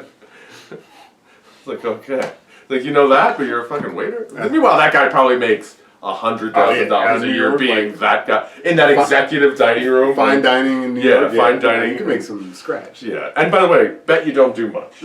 That's you're not bringing the food to anyone. No. You're taking an order, saying, "Hello, sir, make me bring a drink." And there's like so many people actually like busting the table. Yeah, so that guy's probably smarter than all of us. Yep. So, anyway, but then he's greeted with the Ghost of Christmas Past. So David Johansen of the New York Dolls, picks him up in a cab. So, which instead of flying him through the air, drives like a. I know absolutely everything, Frank. You see, I'm the ghost. Maniac. Yes, and I like the effect of when they go to the past, the fair is winding back the years. Yes, like, I think that's a good to it. That's cool. They like, again, without going the full CGI route, really smart to just have that. He goes through smart. Yeah, it's just really smart. Great. I would have been interested because that was originally supposed to be Sam Kinison, but Bill Murray had a relationship with David Johansen, like they were friends. He was like, "No, I want that guy." I'd be interested to see what Sam Kinison would. I thought I would too, yeah. But honestly, I think Johansen does. I think he does a great job with this. Yeah. He's funny. They do a lot of visual gags, like when he's smoking and smoke's coming out of his ears. And he looks like a ghost. He does. He does. He looks like a ghoul. in real life. Like, he looks like a ghoul. It's like when they cast Willem Dafoe as the Green Goblin. You're like, yes, yes, you don't even need a mask. It's like, as much as I would have liked to see Kinnison, because he's such an over-the-top guy, like, I don't know, I think he could have taken some oxygen out of the room. Yeah, they could, you know the screaming was coming in. The screaming would have come, and it would have been much, I like this more, like, measured kind of character, just, alright, I'm a ghost, clearly I'm a ghost, he's still messing with him, like, he's like, oh, you think you can walk through doors like me, you can't. I also love when him messing with him, when he knows more than him. Yeah. And he tries to bullshit him. Whenever he tries to bullshit the guy, he's like, you're so full of, like, he talks about him doing, like, I did a couple things. Yeah. I scored the winning touchdown. He's like, that was the girl on Little House on the Prairie. He's like, that was a great line. You're so full of it, Frank. He answers it right away. He's like, was that the Homecoming episode? Yes, the Homecoming episode. That was but really listen, there is something, it's so, talk about comedy and tragedy at the same time. Mm-hmm. It's so funny when he goes home and his dad, who's also played by his brother, Brian Doyle Murray. Yep. And he comes in and he's like, and it's Christmas Eve, and his dad comes in who's a butcher, and of course he tells him, like, everybody cries. Yeah. And, like, comes down Niagara Falls. Who was he talking, who did he mention? I forgot. It's like, he comes in, gonna be so, Attila the Hun. Yeah. When he saw his mother. Yeah. And also such a New York voice. It's like, when he saw his mother. Yes. Niagara Falls. Niagara Falls. And then she says, Niagara Falls, Frank. Niagara Falls, Frank. And he's like, well, that's not gonna be happening to me. And then he hands him, he's like, is it a choo-choo train? He's like, no, it's 4 pounds of veal. He's like, oh, and then his mom says goodbye to him, and then he immediately starts crying. He's like, Niagara Falls, Reggie Angel. And then so it's like so sad because of that, what that is. Right. You see what his life was. But then then Bill Murray, he's like, I was touched by a gift. Like, giving an 8-year-old kid what in today's market is $60, $70 worth of meat. Yeah. It's such a funny line. Dude, I was touched because he like puts his hand on his shoulder. He's like, I was touched by a gift. Yeah. I just love the consistency of the humor in this film. Like, and this is, it was already funny, right? It was funny because we had the IBC intro. Yes. It was funny because Bill Murray's just riffing. But like when the ghosts get involved and they're funny too. Yeah. It's like, okay, like. Well, 2 of them are. Well, yeah. Sure. Very fun. But like Johansson, like their rapport, which I think it actually is smart to get a friend. Yes. Because someone that knows you. Yeah, someone that knows you. Be like, oh, you were in this. Especially if you're improvising. Yes. Oh, specifically. Oh man. But like that ghost, I thought was perfect. Yeah, he's great. I thought it was perfect because it fit the tone of the film. It moved things along, like the Niagara Falls thing, the Attila the Hun line. It was all great, and I just really liked how they set the story up to like continue down this like comedic turn while still having like those. Well, it's kind of serious. Like you're going through because now you get into the part of yes, that's really sad, and we've all had like sad things happen. Sure, and I'm sure if you isolated. I'm sure there's sad things that I could think of that happen at Christmas too. It's not, it wouldn't be pleasant. But when they go into that he meets Claire. Mm-hmm. Well, first, and then you go to the office Christmas party where you meet his boss, who's because they kind of put the Bob Cratchit and Fozziwig. Or Fezziwig, but Fozziwig. Fozziwig as well. They combine that character into the one as his boss, the guy that's dead in the beginning. And again, he's like telling him like, "Yo, relax." Like Frank is working. He's doing a crazy Christmas party's going on. Yeah, that's also a party I want to go to. That office Christmas party, dude. That one. And talk about jokes I didn't get when she's handing out photocopies of her ass, like and her lady bits. Yeah. That I was like, I didn't understand what's going on here? It's pretty funny. Yeah, when I was a kid, I did not get that. Yeah. And then she gives it to Frank and clearly wants to bang him. Right. Where are these parties? These office Christmas parties? All my office Christmas parties They don't do them sucked. anymore. They don't. Yeah, HR got involved. HR, Legal. sexual harassment, a few people. Yeah, a few bad apples ruining the fun for all of us. Company picked it. Few million bad apples. Yeah, there's a lot of them. Yeah, there is a lot. But it's so much that it's a cliche that you like hook up with someone at your office Christmas party. That was fun. And then he goes and meets Claire. Right. And Scrooge meets his, Belle. Belle. Yeah. He meets his, but he doesn't meet her. He's already with her. Does it show? Yeah, it doesn't. I don't remember. I'm blanking if it shows her meet her. I don't know. Her. I don't think they really showed the meeting. I think it's kind of like him and Belle, and he's like, that's Belle. And that's how it goes. And then I know they go, it's a very quick thing with them. Yeah. It's maybe 2 minutes of screen time. So, talking about Belle and Claire in these films, the Belle sequences are, again, true more to like novel, and it's interesting to see a young Ebenezer being like, oh, I'm doing all this for you, and like she's not feeling that. She's like, I would rather be poor. Yeah, and be with you. Right.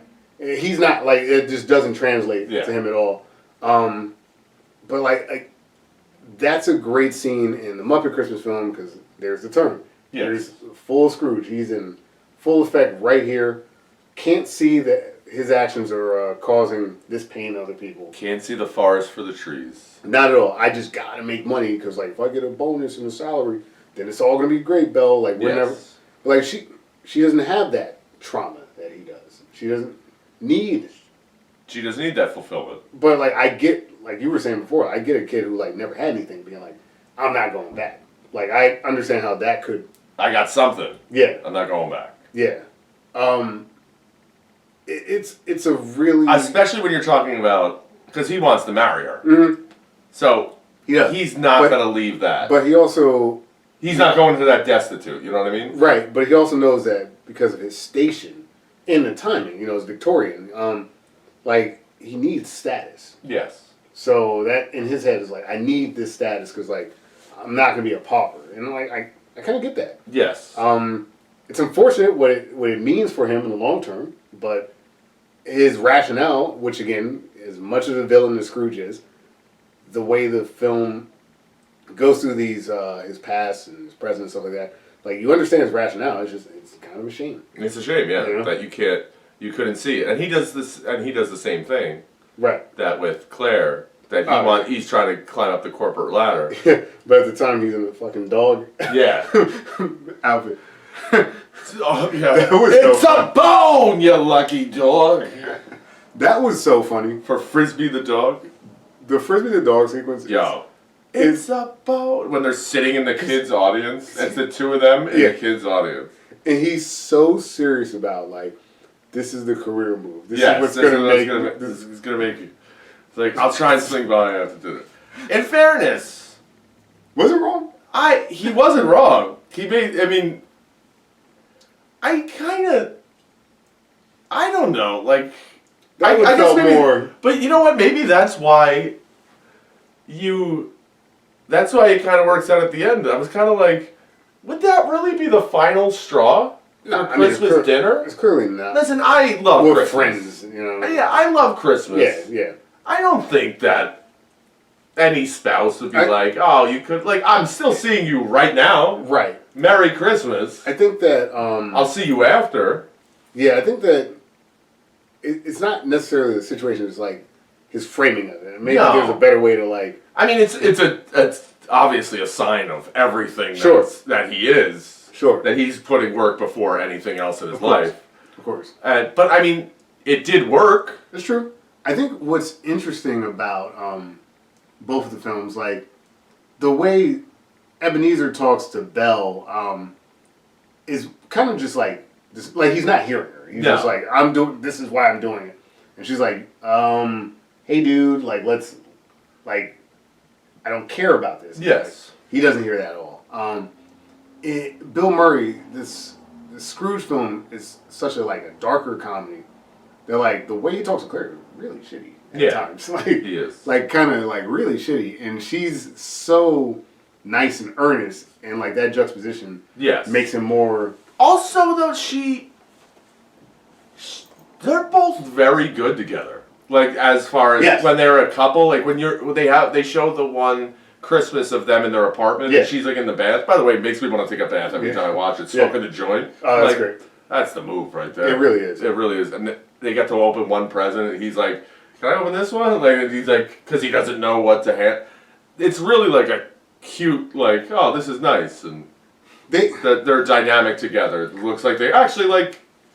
It's really well done, the two of them. It is well done, and in those moments when he's missing Claire, like that look that Bill Murray pulls off, like him kind of talking to himself, saying like, you know, like he knows how good they are together, and he just couldn't get out of his own way. Yes. Like the relationship works extremely well. Yes. With Scrooge. Again, because he's younger and that we can rekindle this relationship as part of the film, and I don't feel like it gets in the way either. That's true. Like that's also like the big difference of they're young enough in Scrooge, and it's a modern time that you can say like, oh, I'm not gonna go to this Christmas dinner. I'm gonna do this Frisbee the dog show because listen, there's a future in this. Right. I think if I get a meeting with the president of the company after this, if I do this, and she's like, no, we gotta go to dinner. Right. It's not that it's not important, but I don't think that's like the end all be all of a relationship. No. It's definitely a selfish move, but in the long run, it's not a selfish move for in the context of like yes, their entire relationship. Because it's one Christmas dinner when you're 25 years old, whereas you're 25 years old in Victorian times.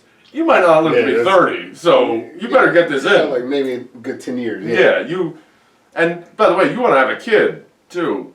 You better be getting married now. Right. Like you're pretty old to be having a scrape kid. that shit off. Yeah. Yeah, great line. I Scrape them off, Claire. Scrape them off. That's great. I guess Yes. future, but yeah, I don't know. Like that dynamic is look, both films obviously really well. Again, the Muppets staying true to the novella. It's fucking great. Yeah, I think it's really good. Great. It's just like every time this story, it just makes you think of like all those other like, and he does it, and it's so when he's yelling at himself, he's like, "You idiot, go over there," and that's can you imagine like seeing yourself in like some of those situations that you blew, like the things you regret. Yeah. And like the inability to change it, like you just have to watch it. You just have to watch yourself. I'm thinking about one situation right now where a phone call would have changed my life completely. Yeah. If I just made a phone call instead of being an idiot. Yeah. I kind of look back at like some moments where I'm like, don't send that message. Yes. This is terrible. And like, ugh. But look, that's part of it, right? That's part of it, of course. But I don't know. Yeah. I can't say whether it would have been for better or worse, but I could say it would have been different. One can't know, but yeah. So that brings us pretty much to the Ghost of Christmas Present. Correct. The Ghost of Christmas Present. Let's see. Cool. Which takes us to the Ghost of Christmas Present. The Ghost of Christmas Present. Again, out of sequence in the 92 film, Jerry Nelson, who at this point has been New Zealand, Ma Bear, or Ma Fozziwig, and was also the Ghost of Christmas Present. Come in and know me better, man. Did I already say that? Which again, perfect casting for the guy that plays the monster. Yeah. That they cast as the Ghost of Christmas Present because he's like. How would I describe him? I don't know, like a fun-loving, like everything's so great, isn't it wonderful? Like he's like you're introduced to him, and I remember like this picture of him, and he's like holding like a horn, right? Like filled with ale, and he's like decked out with his huge beard. He's so good, and he's like enormous, and he's green, and he's so like happy, and like everything's great. He's like a big fat guy that's just. It's a great juxtaposition. It's so good. Because, like, he's so festive. Yeah, he's so festive. You know? Exactly. And very much, you know, like, in the spirit of, like, the novella. Like, yes. They He's perfect casting again. This guy playing his heart out. This is the best casting of the Muppets, by the way. It's like, yes, that's him. It was actually perfect. Yeah, it's perfect. He really is, and I think he does such a wonderful job. And it's what they do. They talk about it. That references the Dickens novel is that he said he's constantly living in the moment, so he doesn't remember what he just said. Right. That's great. Yeah. So everything is like, what? Oh yeah, I said that. Yeah. I mean, okay. Yeah. They nailed that element of it. Because he's the ghost of Christmas present. Yes. I think that he's highly effective. I find that like Carol Kane, who's the ghost of Christmas present. Yes. In it's not a remake. Well, yeah, it's a remake. Yes, it is one of the many remakes in the 88 film. Remakes. I think that like this feels like a continuation of that like I'm a New Yorker kind of deal. It's the Pixie. Yeah. And there's like some Wizard of Oz references, which is our last film, actually, consequently. Yes. I think it's just fine, but like, I really do love what they do in the Muppet film. Oh, I love it. I think it's great. There's something about the like, again, to shine on a word you just used, the juxtaposition that movies sometimes do, or like TV shows do, of like the sweet but violent. Yeah. That's exactly what it is. I don't really like it. No. I don't really like. It's kind of like, okay, then why are you doing like? Right, like it's almost annoying. Just like, especially in a film where you can just be an asshole. Yeah, just be an asshole. You can just be an asshole. Be like, oh no, like I'm gonna, it's like you're gonna hit me because you're gonna wake up. But in Scrooged, they have the difference. There's a different scene that he goes and meets Claire again. Right. Which doesn't happen in Scrooge. It doesn't happen in Two Ebenezer Scrooge. Right. Because there is no love interest. So he meets her again, and she's working at a homeless shelter. Yeah. Getting everyone ready for Christmas. And everyone's running around because Christmas is a very big, busy time of year for homeless people because they have nowhere else to go. Right. So they go to this shelter, and everyone's looking for the turkeys. And he goes there, wanders there, kind of by accident. Right. I guess. Like subconsciously wanders there. Correct. And starts talking to her. And then has the conversation.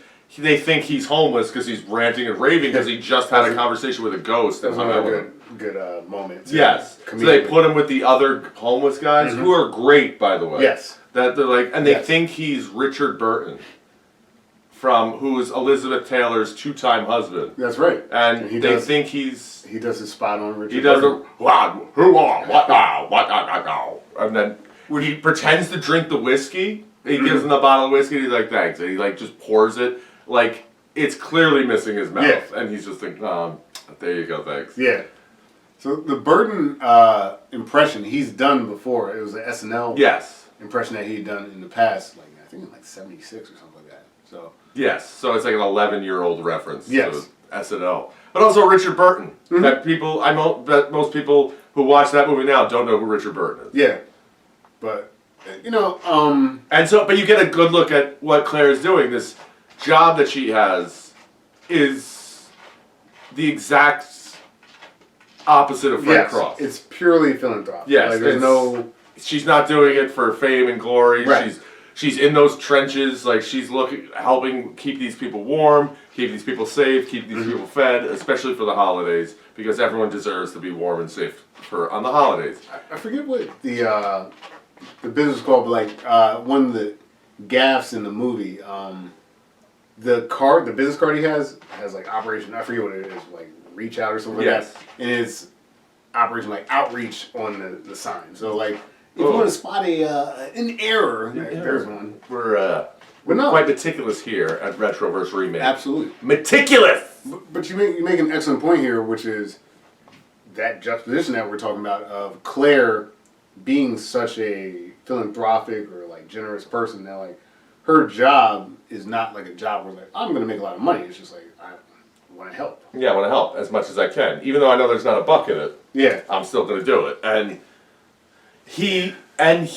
it doesn't matter. He still gets through to her, and she's willing to go with him to go get something to eat. Right. And they're gonna go, and then she gets bogged down with whatever her random task that probably wouldn't take that long. No, it wouldn't have. to her to delegate where are these turkeys, and he just has a quick off the cuff of like they're at the AAP.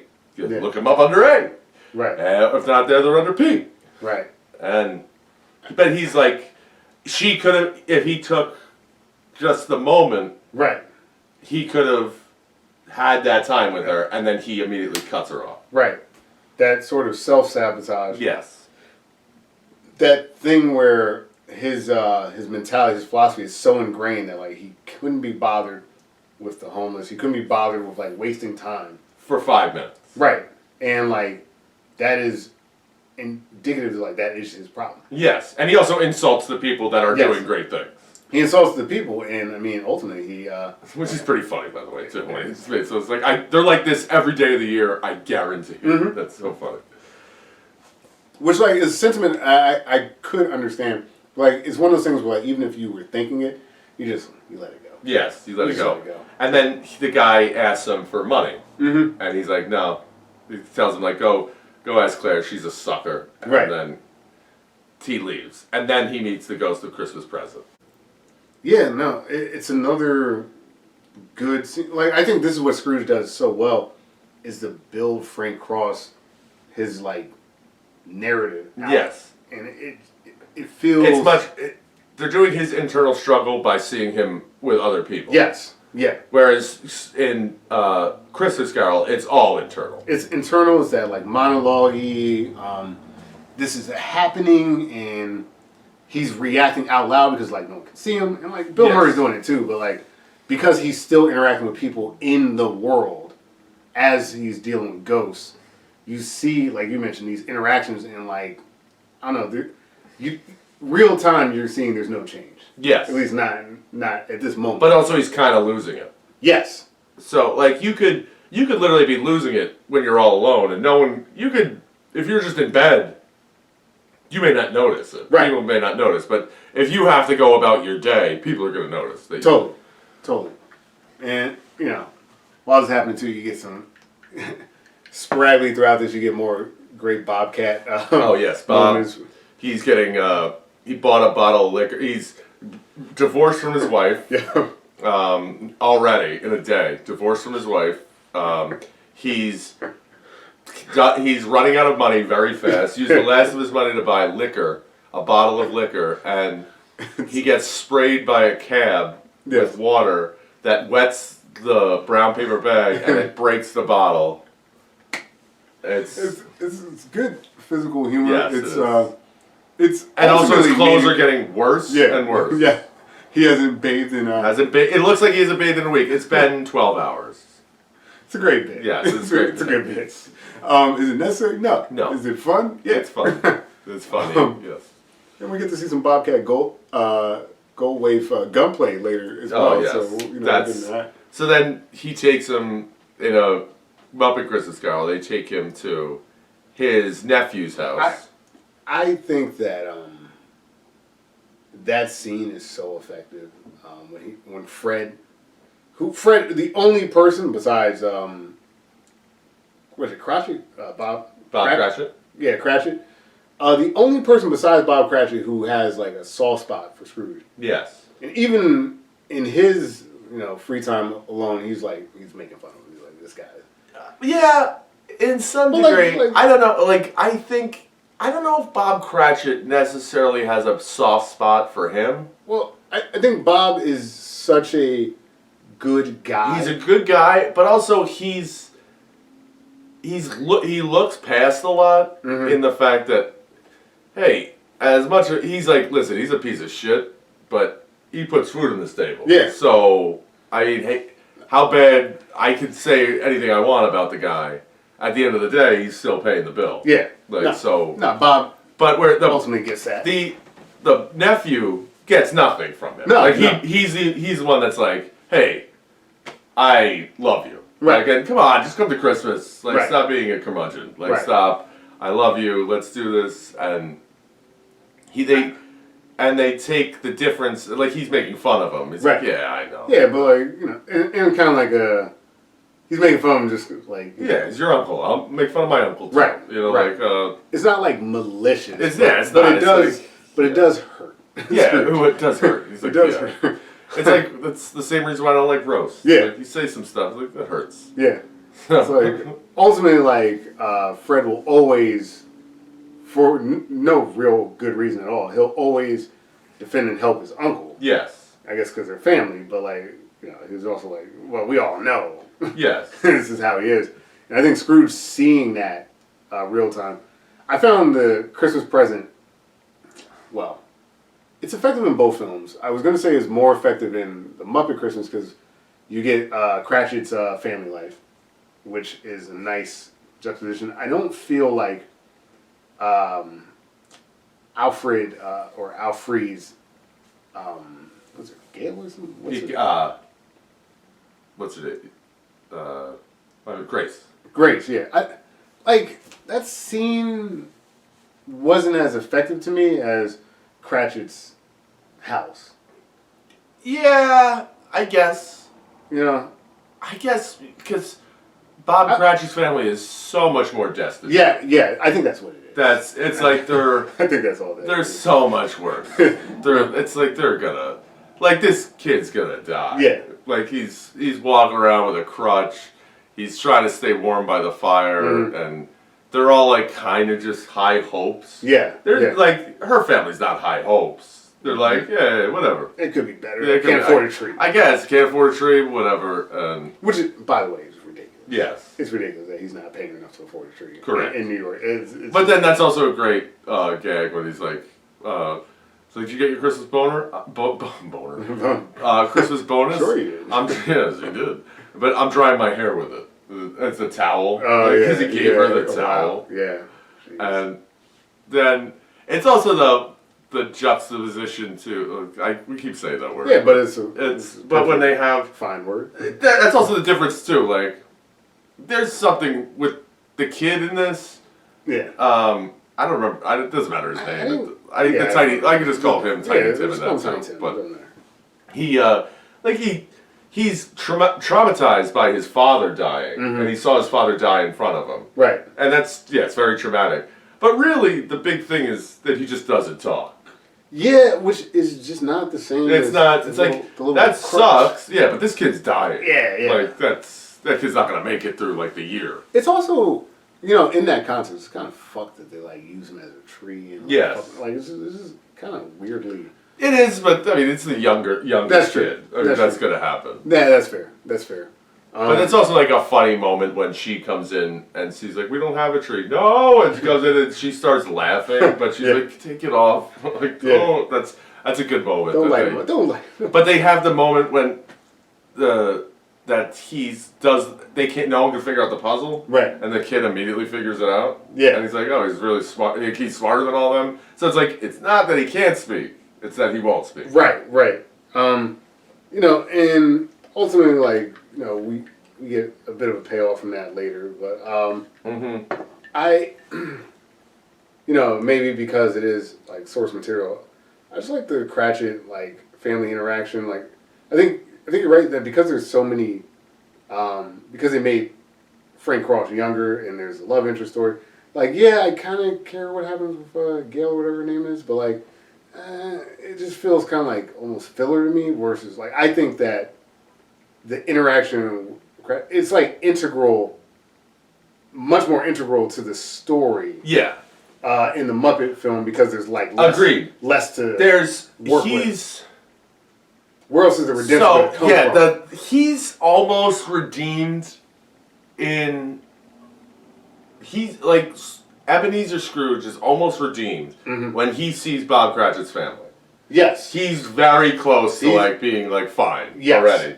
He almost doesn't need the Ghost of Christmas Future, and he doesn't because he knows that Tiny Tim is fucked. Right. So he sees him, and he thinks there's something about Tiny Tim that he becomes like attached to him. That he's like this poor child. Yeah, but like he also says this remarkable child because Tiny Tim's like, yeah, I went to church so people could see that like the kind of like crippled, disabled, whatever you want to say person.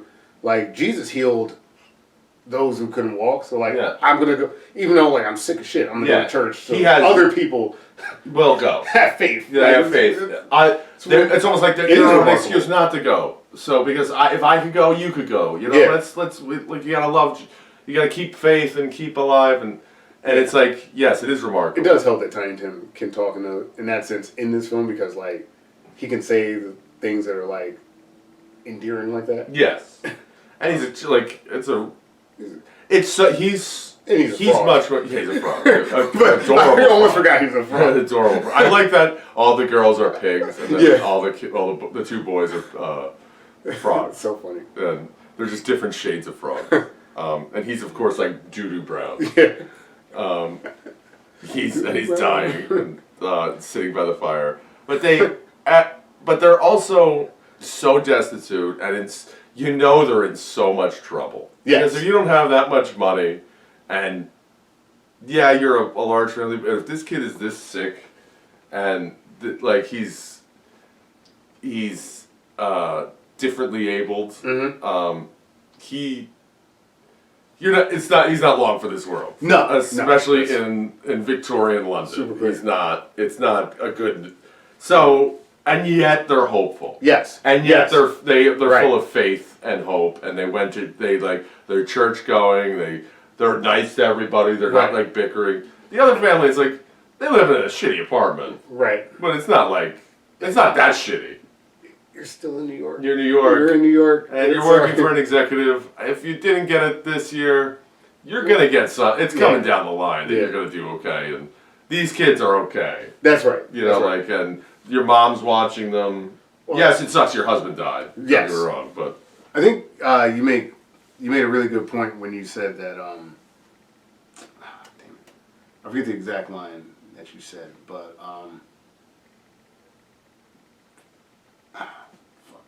That I love you. Yeah, none of that, for sure. That, yeah. No, like I finally got that. Oh, the redemption, right? Yes. Like that. He's not redeemed by him. Almost redeemed in this moment, right? Yes. I think that in Scrooge, because the redemption is going to come from this love arc. Yes, exactly. The redemption comes from he sees what him telling off Claire did to Claire. Yeah, like when we see that in the future. Yes, when he tells them to scrape off all the homeless people, Yes. and then she says and he says bah humbug. Right. And that's the difference. That's his redemption. Is that he's like, how could I have destroyed this beautiful thing, this beautiful person? Right. And I think that like in that context, I think that's why I like the Cratchit, Tiny Tim, the whole family thing, because in the Muppet film, because that is the redemption arc. Yes. Like treating Bob well. Yes. Is his only, like, I mean, there's other things that he does, but like, it's the only thing he really needs to do for his redemption. But in Scrooge, like, the Claire thing must be resolved. Yes. So like, yeah, okay. But also, it's like there's some level of that it's like, well, fuck that gullible bitch then. Like, I don't know. There is me saying one thing that's like scrape him off, Claire. That changes your entire trajectory. I know. Yo, you were on the edge anyway. Though. She is very malleable. Yeah, that's very.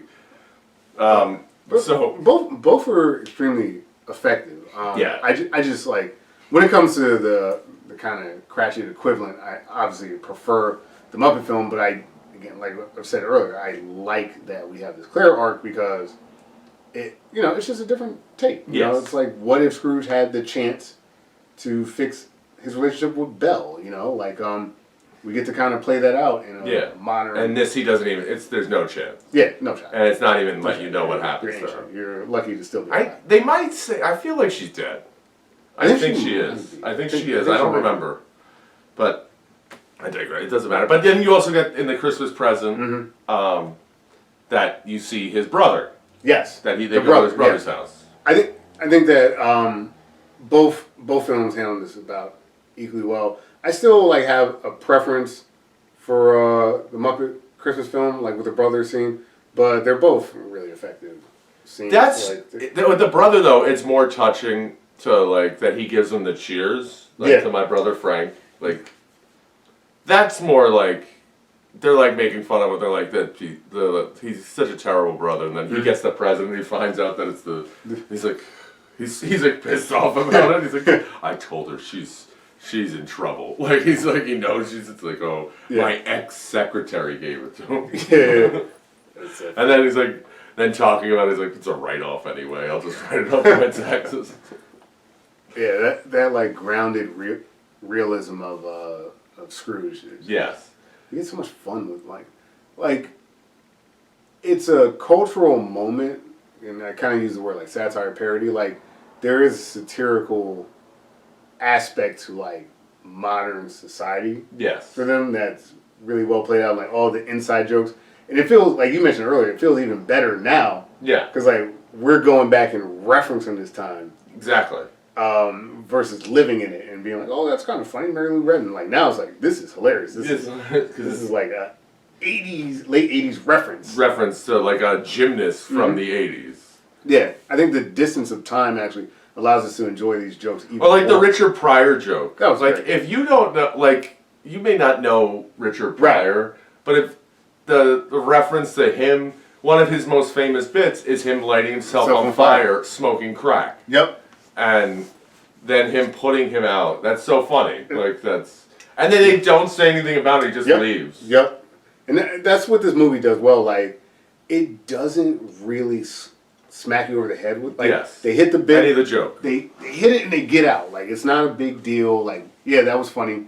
And like it's one of those films where on multiple watch throughs you're like, oh damn, I missed that. Like that was. There's so many little lines that are like funny as hell.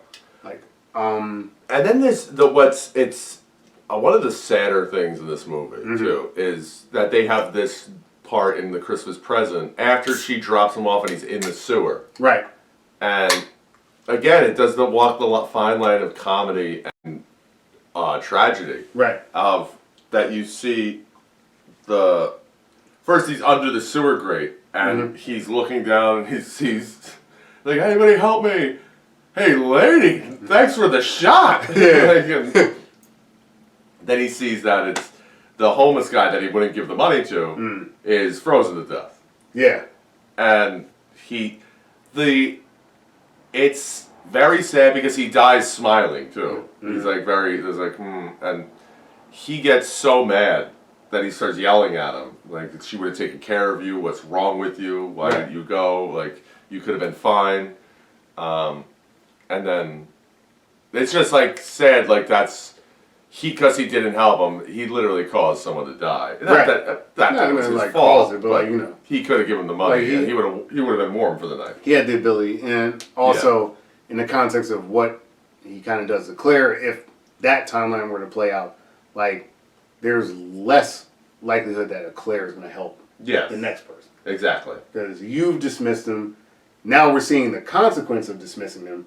But like Claire doesn't necessarily see that, so like we don't, you know, what ripple effect does his action, which ultimately what both these films are about, like your actions and what they do to the world around you. Like, are you making the world a better place, or are you making it a worse place? And so far, for Ebenezer Scrooge and Frank Cross, you're making the world a shittier place. Yeah, you're making it darker because it's cheap. Yeah, it is cheap. It is cheap. It is cheap. And instead of addressing some of the personal shortcomings and trying to like better yourselves, like I'm going to focus on the thing I'm good at, which is making money.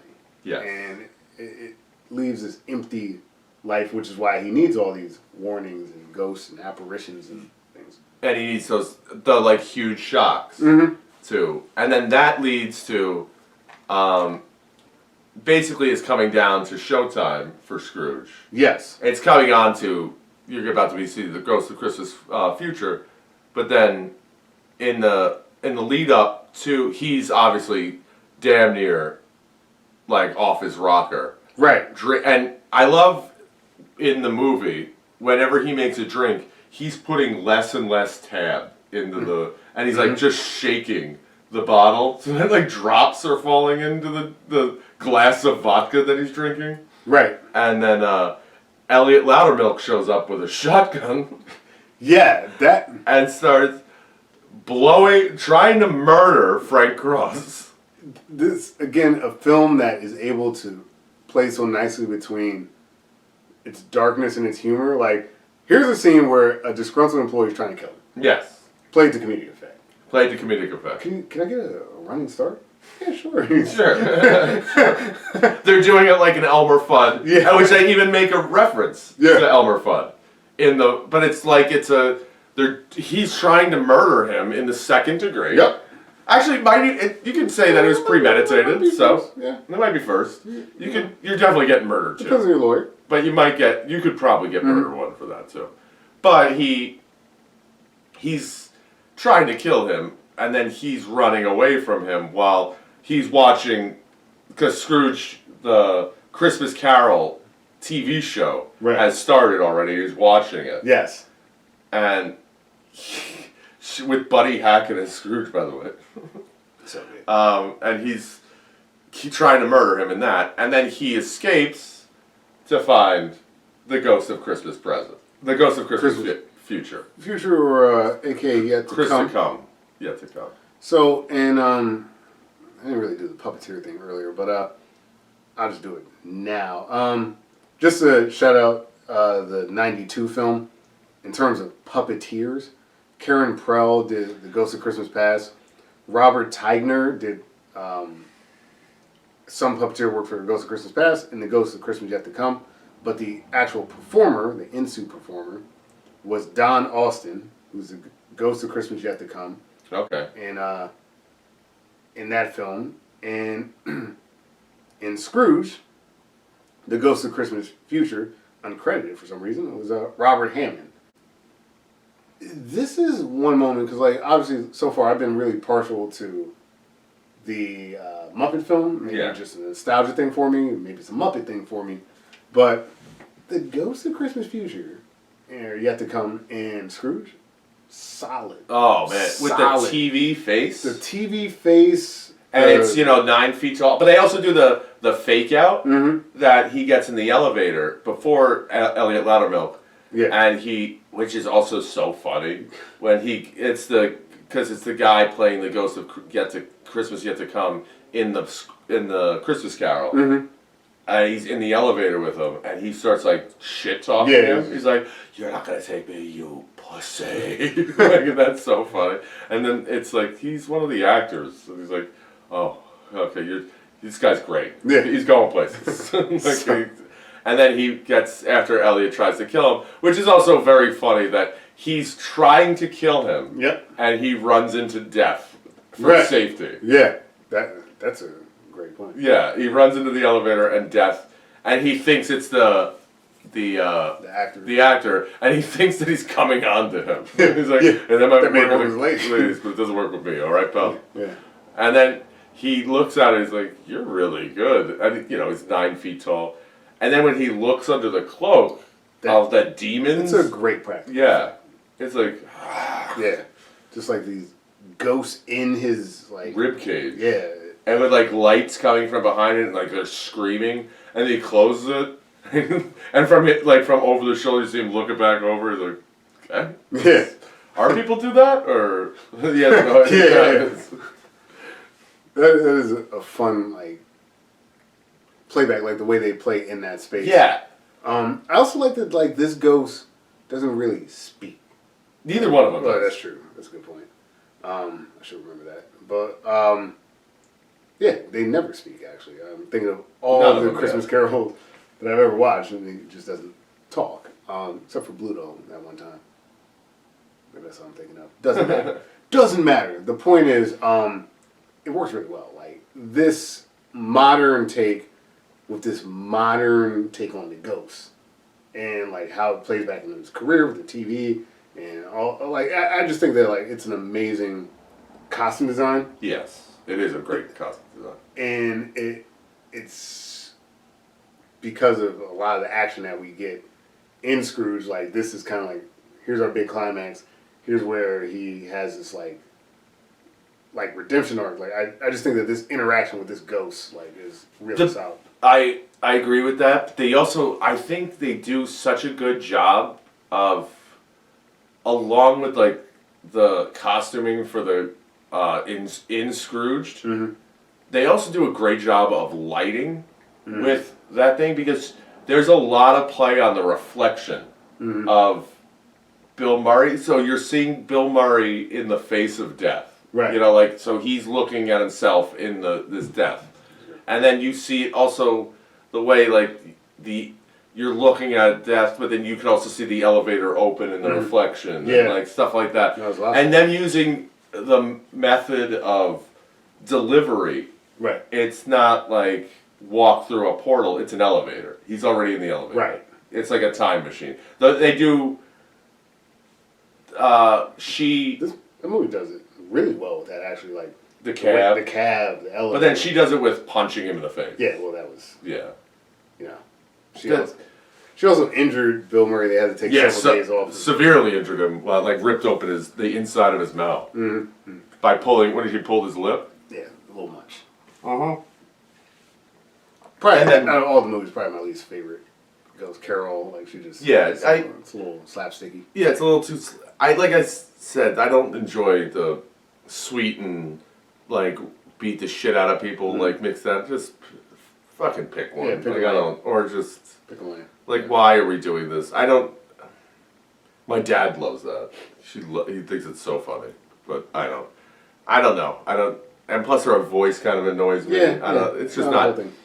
That's probably my least favorite part of the entire movie. But then they have also just in the Ghost of Christmas Present before they meet her. What I think is so funny is that he tries to implement the mice into Christmas Carol, and the stagehand's like, I can't get. They want to put antlers on the mouse. Staple. Yeah, he's like, just staple.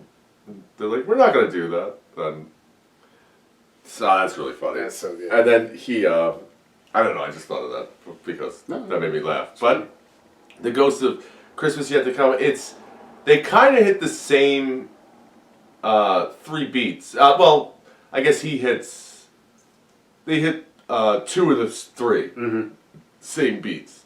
Because he visits Bob Cratchit, and he sees that Tiny Tim is dead. Right. And which is... really sad. Well, first he visits his own grave. Right. I think he does but at this that point, first. he doesn't realize it's his own grave yet. But he walks up, he sees the grave, he's like, whose grave is this? And he knows what it is. He knows what it is, but he's like in denial. Yeah, he's like, what is it? Come on, this is not... And then he wipes it and realizes that it's him. Right. And then... Wait, what happens first? Did he see Bob Cratchit? So, in the Muppet film, from what I recall, right, there are people talking about this, like, funeral, this, like... they ransack his house. Yeah, they ransack... People, like, steal all this shit from him after he's dead. And, you know, it's almost like this, like, good riddance, like, you know, screw this guy, whatever. Then he's like, oh, I don't want to... Get me away from the funeral. Let's go see Cratchit. Like, he's basically like, I want to see something nice. It was like, if I can't change it, don't show it to me. Yeah. So then he goes to Cratchit, and he's like, good, like, at least this guy, because of everything we've seen before, this guy's always happy. So, like... He's got a family, he's got everything. And then there's no one in the street. Right. And you're right, exactly. And it's just like the tragedy of Tiny Tim being gone and, like, how that affects... And they're still hopeful. They are still hopeful. They're very sad. Yeah, extremely sad, but still... You know, pushing on, but like... It's so weird, too, like, Kermit talking about the death of his son. Like, you know, like I said, the casting is really good. Bob Cratchit. Yeah, it's like, Kermit's acting his ass off. He really is. We really miss him. Like, trying to do this whole thing without having a Kermit impression. We got pretty far. Yeah. I'm actually, like, less... Like, I'm actually more locked into, like, the Christmas...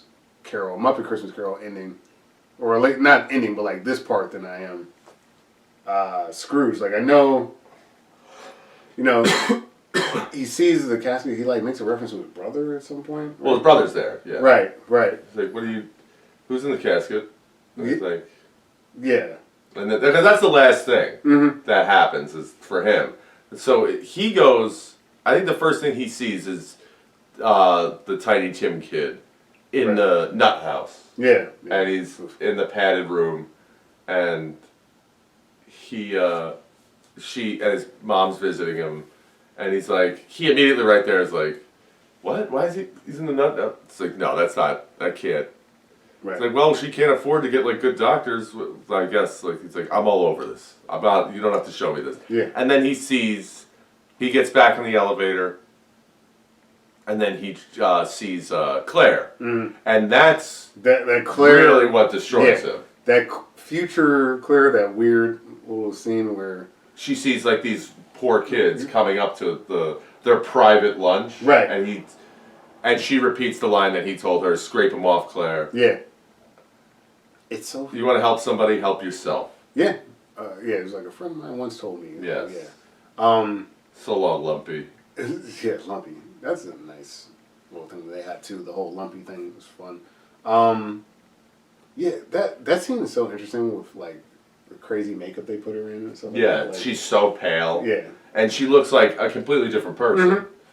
And she wears like too much makeup, which is we've all seen people like that. And right. Sadly, like when I was a waiter, that I waited on people like that. That's no, 100% people those were the worst customers.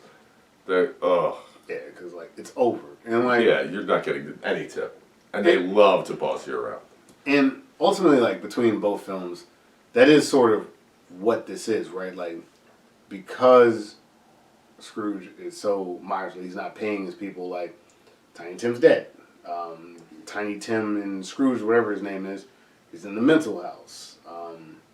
Claire, like her life is in shambles. Like everything's messed up, and ultimately, you're dead. Yes. And no one gives a shit. No one gives a shit except his brother. His brother's there. In the Scrooge version, his brother's there, and he goes there, and his wife. Well, first he's like, "Oh, did Nancy or whatever her name is die?" Who's the girl from Just Shoot Me, by the way. Right. Yeah. And she goes. He's like, "Oh," and then she walks up, and she's like, and he has like the mustache. So there's a couple years. Tells you one mustache. Tells you it's a couple years in the future. Of course. And he's like, "Who's in the casket?" No, and then he realizes that he sees his name on the casket. He's like, "No," and they're cremating it. He's like, "No, don't let them burn me. James, don't let them burn me. Don't." No. And then he gets transported into. Let me tell you, you want to talk about comparisons to the old one? Like him seeing his name, he wipes the snow off it, and he sees Ebenezer Scrooge, and he's like, "No, like I can't, but I can't shit, whatever." That's rough. Nah.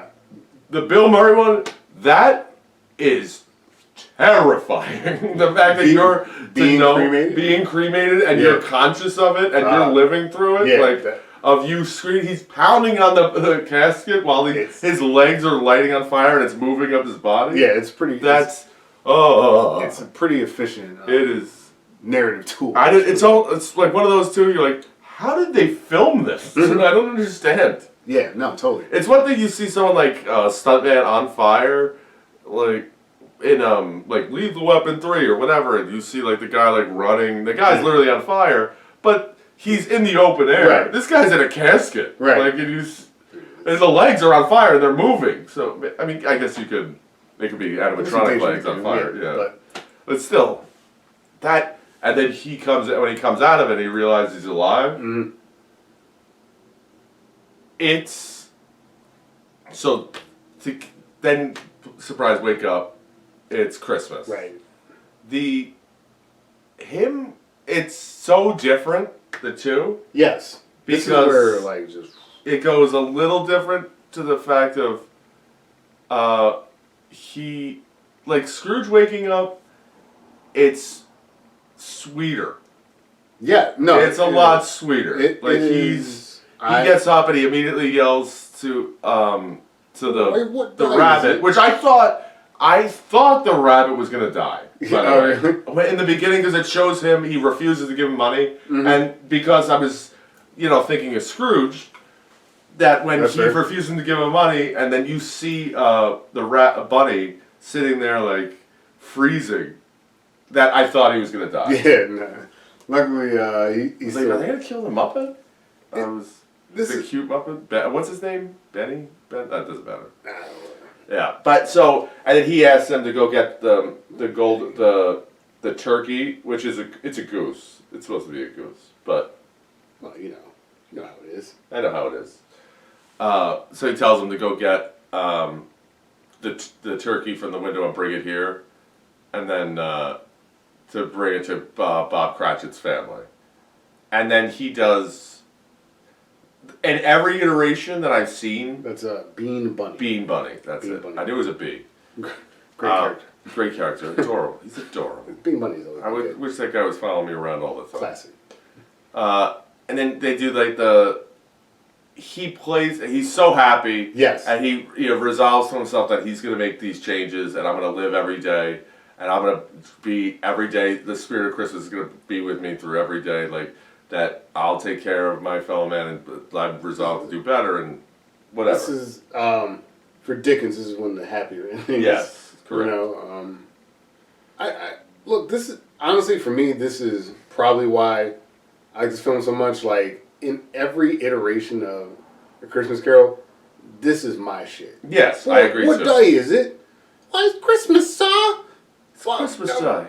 Get yourself a fucking goose. I don't give a fuck. like, I just, like, this triumphant ending in every iteration, whether it's Fred Flintstone, Mickey Mouse, Michael Caine, like, there's something about the ending of Christmas Carol that just jazzed me up. And I couldn't agree more. I could not agree more. Then I'm like, yeah, it's Christmas. Jazzes me up. I think it's so nice. And they even do it in Scrooge. Yes. Inside the Christmas Carol, they do it in the show, and then he catches the coin. Yes. And then goes into Bill Murray land. Yep. By the way, like, that, we've used this word too much, but, juxtaposition, but, going back to my favorite rendition of this, the Flintstones Christmas Carol, what I love about that film, when it's similar to Scrooge, is that Fred Flintstone is in the Christmas Carol play, and he's become such a diva that he's become Scrooge in his real life, and like there's this interplay of what's happening in the play and with the cast and stuff like that, and what's happening in his life, and like I don't know what it is about that, but I think Scrooge does this really well too.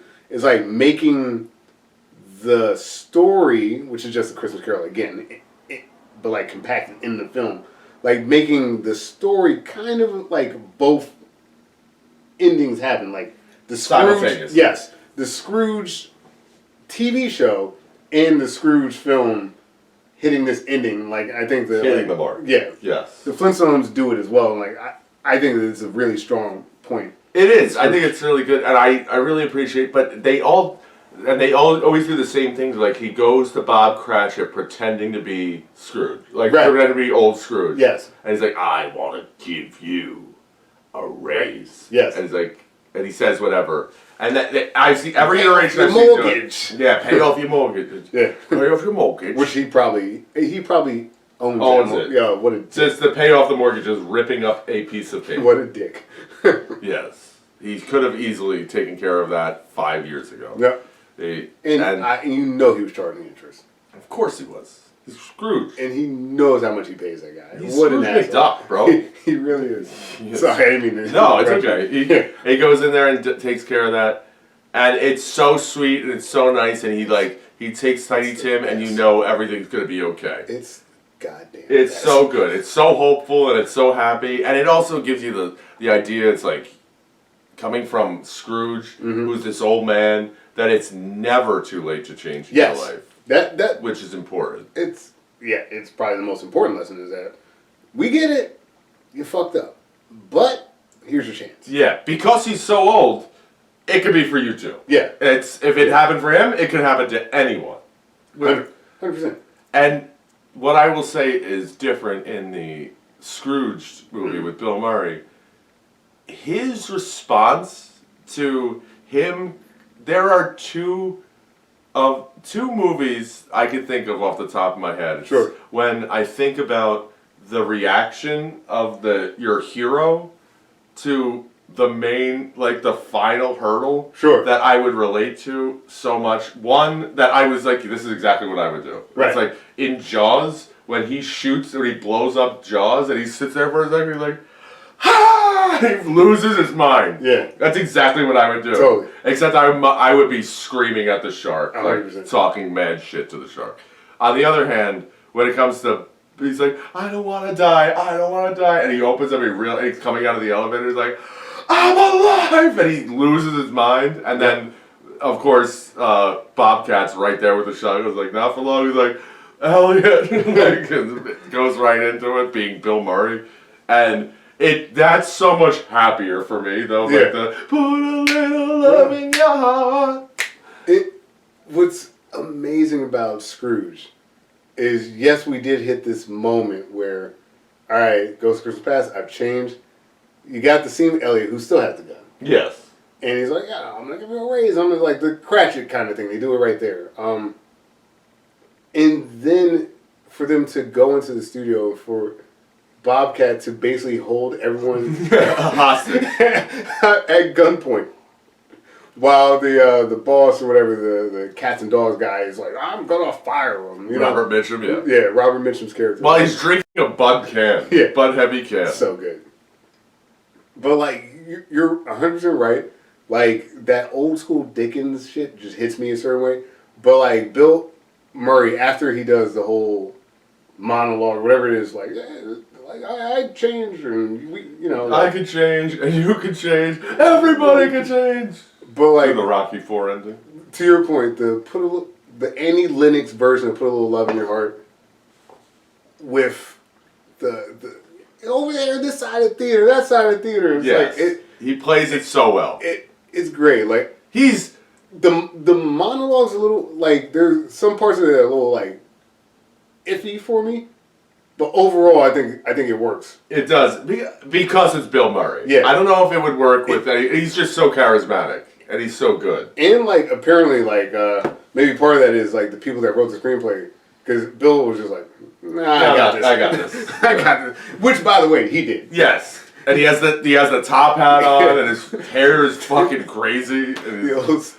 And he makes out with the and he makes out with the mistletoe with the hot girl, hot dancer. And let's not forget that the Soul Gold dancers, and let's not forget the censor that he beat almost the shit killed. out. Yeah, he almost killed her, and how she gets all horned up for Bryce Cummings. Bryce gonna be coming. Bryce gonna be coming again. Man, it's chaotic, but it's so fun. It does. It's fun, and it really puts you in a great spirit. And then the kid comes up, obviously. Yeah. God bless us. God bless us. Everyone. And it's like, oh, he talked. He talked. Yeah, he talked. But why? There's no reason. And then Claire, Claire's there, and the whole thing. Yes. It's great. It's really wonderful. The Tiny Tim payoff is so much better in Christmas Carol. Carol, because he literally saves his life. Yes. This kid, he talks, but I kind of don't know why. It's like, I don't know why. This movie, Scrooge, does not pull off the Tiny Tim line as well as a lot of the other Christmas carols. But, like, honestly, because that storyline is somewhat backburner, because, like, the Carol relationship is the most important thing. Claire's. Yeah. Claire. The Claire relationship is the most important thing happening. That's why it takes some bite off of Tiny Tim. Because, like, Tiny Tim it's great, good, he's going to be okay, but, like, that's not what's important. It's also kind of something. This is devil's advocate here. Mm-hmm. Like, with Scrooge, with Frank Cross. Sure. Yeah, sure, it's really easy to be this guy now, because you're loaded. Yeah, well, yeah. You're loaded. You don't have to do it. Like, he even says that this is going to be his last night on the air, or last night in his job. And Robert Mitchum was yelling at him, "You're goddamn right it is." Yeah. Okay, you're still a millionaire. 100%. Even if they fire you, they're still going to pay you, buddy. That's true. I felt like it's implied that, like, he'll probably be able to keep his job, but once they're all dancing together. Yeah. Even if he doesn't, you can squander the rest of your life with Claire, and you're 40 years old. If you got $10 million in the bank, which he does. Yes, he does. He does. So you could sell the apartment, get downsized. Exactly. That's all good. You have $10 million in the bank. Maybe not in New York, but that's a lot of money. Also, like, let's say IBC or whatever fires him. I mean, like, he will get a job somewhere else. That's the dude that was on the Scrooge. Like they got huge ratings, crazy ratings. Like, it's fun, and like it's cool to see his brother being Jazz. at his house too. It's like, oh, we should record this. Yeah, like, we should record this. Like, yeah, it's. And he answers the trivia questions that they got wrong. Yeah, no. SS Minnow. Yeah, it's a very. It's a great. It's such an uplifting. They're both uplifting, and it's just. I don't know how to put it. I just love I just love Bill Murray. So Bill Murray. I mean, I love ending to this to Christmas Carol. It's such an uplifter, and I think it's such a good message for life in general. Yeah. But I think I don't know. I just love the Bill Murray, except the Tiny Tim payoff, which is like, yeah, it's there, but it's not. Who gives a shit? But that's the thing. It's like Claire's the payoff. Correct. Like the Tiny Tim, like, who gives a shit, right? Like ultimately, as much as I like a good Tiny Tim payoff, like they did it. I wish they did the Mary Lou Retton. That would have been great. God bless us, everyone. That would be just great. the flip. She goes into one of these. Mm-hmm. That is so funny. You know, like it would have been too much, but like maybe she was like lying, and then like the kid does it like that. That could have been nice. That would have been funny. You know, you have one line, but do you remember it? I think that would have been over the top. So like what they did was it would have been was fine. Yeah, because he just pulls down. He's like, "You want to say something?" Yeah, I'll put it this way. I think you nailed it. This is typically the part where we say, should this remake exist? Yes, they both should. Absolutely. Both of these, because they're both remakes, so they both should exist. Yeah. They both have a place in the zeitgeist, if you will. And the Dickensian. If you go, and there's plenty of them, like top 10 Christmas Carol adaptations, these two films are typically pretty high up there, usually within the top 5. Like, I am super impressed that the Muppet Christmas Carol is able to do Victorian Dickens ghost story, and like doesn't flinch. It just says it doesn't at all. This is what we're doing. I'm still gonna have my Muppet jokes, but like this is how we're doing it. Cause like there could have been this instinct to go full Muppet. Yeah, and be super silly. Which could have worked. It could be fun, but like I love the Michael Caine pick. That he's just like, I'm doing this straight up, dude. Exactly, and he does it. Also, they have they do have jokes. Don't get me wrong. There's jokes. There are jokes aplenty, but they never take you out of it. There is never a moment that I can think of that made me say, "Okay, that's too much." Yeah, which I don't think so. You would think that would be there, and like I'm getting older. I'm a little jaded, but like watching that, I was like, no, I'm fine with all that. It's great. Even some of the jokes was like, cool. No, that's a Muppet joke, and it works. I enjoyed it. I think there's room for both for sure. Like Miss Piggy, who I normally like, the Miss Piggy character is funny and fine, but like sometimes it's just so over the top. Like even that was kind of like pulled back in. And for the same reason I'm talking about, we could talk about the Ghost of Christmas Present. Right. It's like the funny, sweet. I get it. Mm-hmm. Mm-hmm. I don't love it. Not a huge fan. Yeah, but I mean, yeah. So I think that, and it does the same thing. They did the same thing with Muppet Treasure Island too, which I'm sure will be on the show at some time. Actually, we could even do it with there's this animated Treasure Island film. Absolutely, there's a bunch of Treasure Islands. There's a Treasure Island in space movie. That's the one I'm thinking of. Oh, is it? The animated one, yeah. All right. There might be another one too. Yeah, I mean we'll do that down the line. Like 50 of those too. Yeah. I actually watched, wanted to get into that, but like it's something we could do. But I highly recommend watching both of these movies, A Muppet Christmas Carol and Scrooged. So Scrooged being my favorite Christmas movie. So like A Muppet Christmas Carol, even from the intro, like when you're watching it, when Gonzo is like, "I'm Charles Dickens," and he's using like Dickens language, and he's like quoting the book too. Yeah, 100%, and framing it just like the book. And then you have the Ratso, Rizzo, whatever, Rizzo. That's comic relief. Yeah. Who's like, okay, but also we're going to do this too. In that moment, you're like, okay, this is what it is. They stick to that. They don't veer from it. It's actually as close to perfect as you could do that type of humor. And they try and teach the kids of certain literary aspects, like the omniscient narrator. Yes. That he knows exactly what Scrooge is doing about the light coming on and stuff. That was so, like, it's so good, dude. And Scrooge, is phenomenal because they said let's modernize it, and like I can't think of a better way to modernize this story. Like I think that it's making him a TV producer, making him like all the in-universe jokes, the Mary Lou Rettons, the Goulets, like it's just so fucking funny. There are moments where it's like kind of dark and like that can be a bit much sometimes, but like overall, like the entire package is very, very funny. Bill Murray just nails it. And it goes back and forth. Yeah. To like dark and funny and... But like never loses its identity. It never loses its edge either. No, like they will go as far as they want to. And they do. Because it makes the payoff good. It really that's the payoff, you know? And like, it's the raunchiest Christmas movie that I'd let a kid watch. Yeah, definitely. It's like... They're photocopying vaginas. Yes.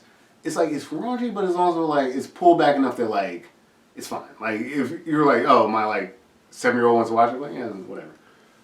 The ghost might scare him, but like everything else, whatever. Like, none of the jokes feel so adult that like, you couldn't watch this with the family. Yeah. But there's enough there for an adult to just be like, oh, that's fine. Oh man, I love Scrooge. I watch it every year. What a smart adaptation. And like typically when we talk about remakes, that is that's the goal. Like if you're going to change the spirit of something, do it like this.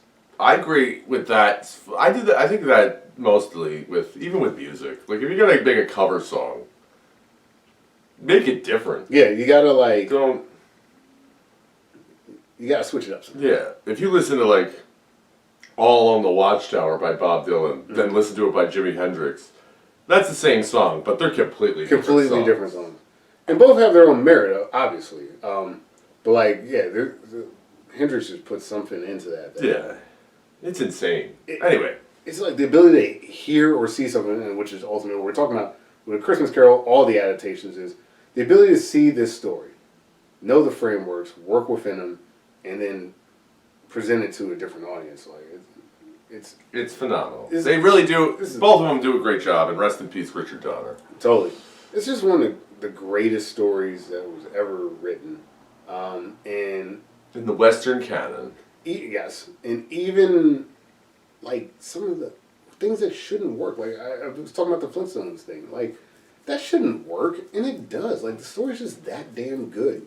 It's because all you need is the bones of it, and then you got. It's all about it's being so awful, then the redemption of it. Yeah, that's. How else do you get to see a villain make that turn? Yeah, you know, maybe Black Adam. I don't know. I didn't see it yet. I don't know. Most Bond villains, no, that's not true. Well, some of them. They never really do. Yeah, that's fair. They always just die. Yeah, no, I fucking loved it. I love it. No, I got nothing to add. I love both of these. I highly recommend them, both of them. If you have kids, they'll love Muppet Christmas Carol because it's goofy, but it's also very good. It's well done because Michael Caine kills it, and phenomenal. Michael Caine always good, and it's just great. And then also I highly recommend Scrooged for your kid that's even a little older. If he's like 10, he'll love it too. Yeah, Scrooge just I don't know, like that script is. I don't even know, like, the script and also, like, the improv, like, it's just so good. It's also one of those movies, though, as much as it is I enjoy it in the remake because it's based on Dickens.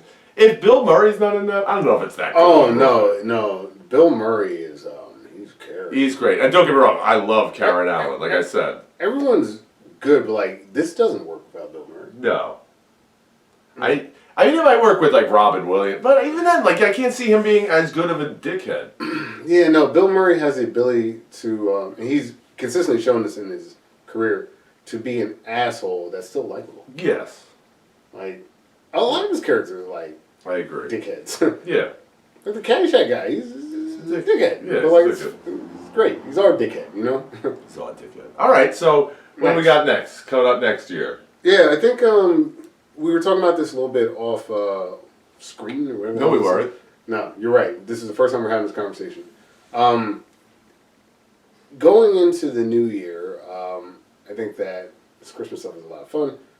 There's not really a New Year's movie that I can think of that has New Year's. Yeah, that has a New remake. Year's Eve has a remake. Yeah, New Year's Eve should never be remade. I would like to do the film The Birdcage. Absolutely. Lakaja Falls and The Birdcage. The Robin Williams classic. And I don't know who's in Lakaja Falls. Yeah, me either. But we're gonna find out. We're gonna find out. We're gonna find out. So that's our next film. Speaking of which, you know, I remember when Lakaja Falls made a revival on Broadway. Okay. Who is the star of Lakaja Falls? No clue. Robert Goulet. Get the fuck out of here. I swear to God, it comes full circle. That's amazing. I know. That's amazing. Okay, so we'll see you next time. See you next year. Happy New Year. Merry New Year. Christmas. Happy Hanukkah. Happy Kwanzaa. Like, comment, subscribe. We're on iTunes, Spotify, Google Play, Instagram. YouTube, all that stuff. Instagram, what is it? At Retro vs. Remake. At Retro vs. Remake. Social media site that I'm going to get up to speed, guys. Amen. I'm right there. And I'm Dan Farley. You can find me at Jersey Dan 18. I'm Reggie Parker. You can find me at RP Comedy. Thank you guys. Happy New Year. God bless us. Merry Christmas. God bless us, everyone. All right, that's the show.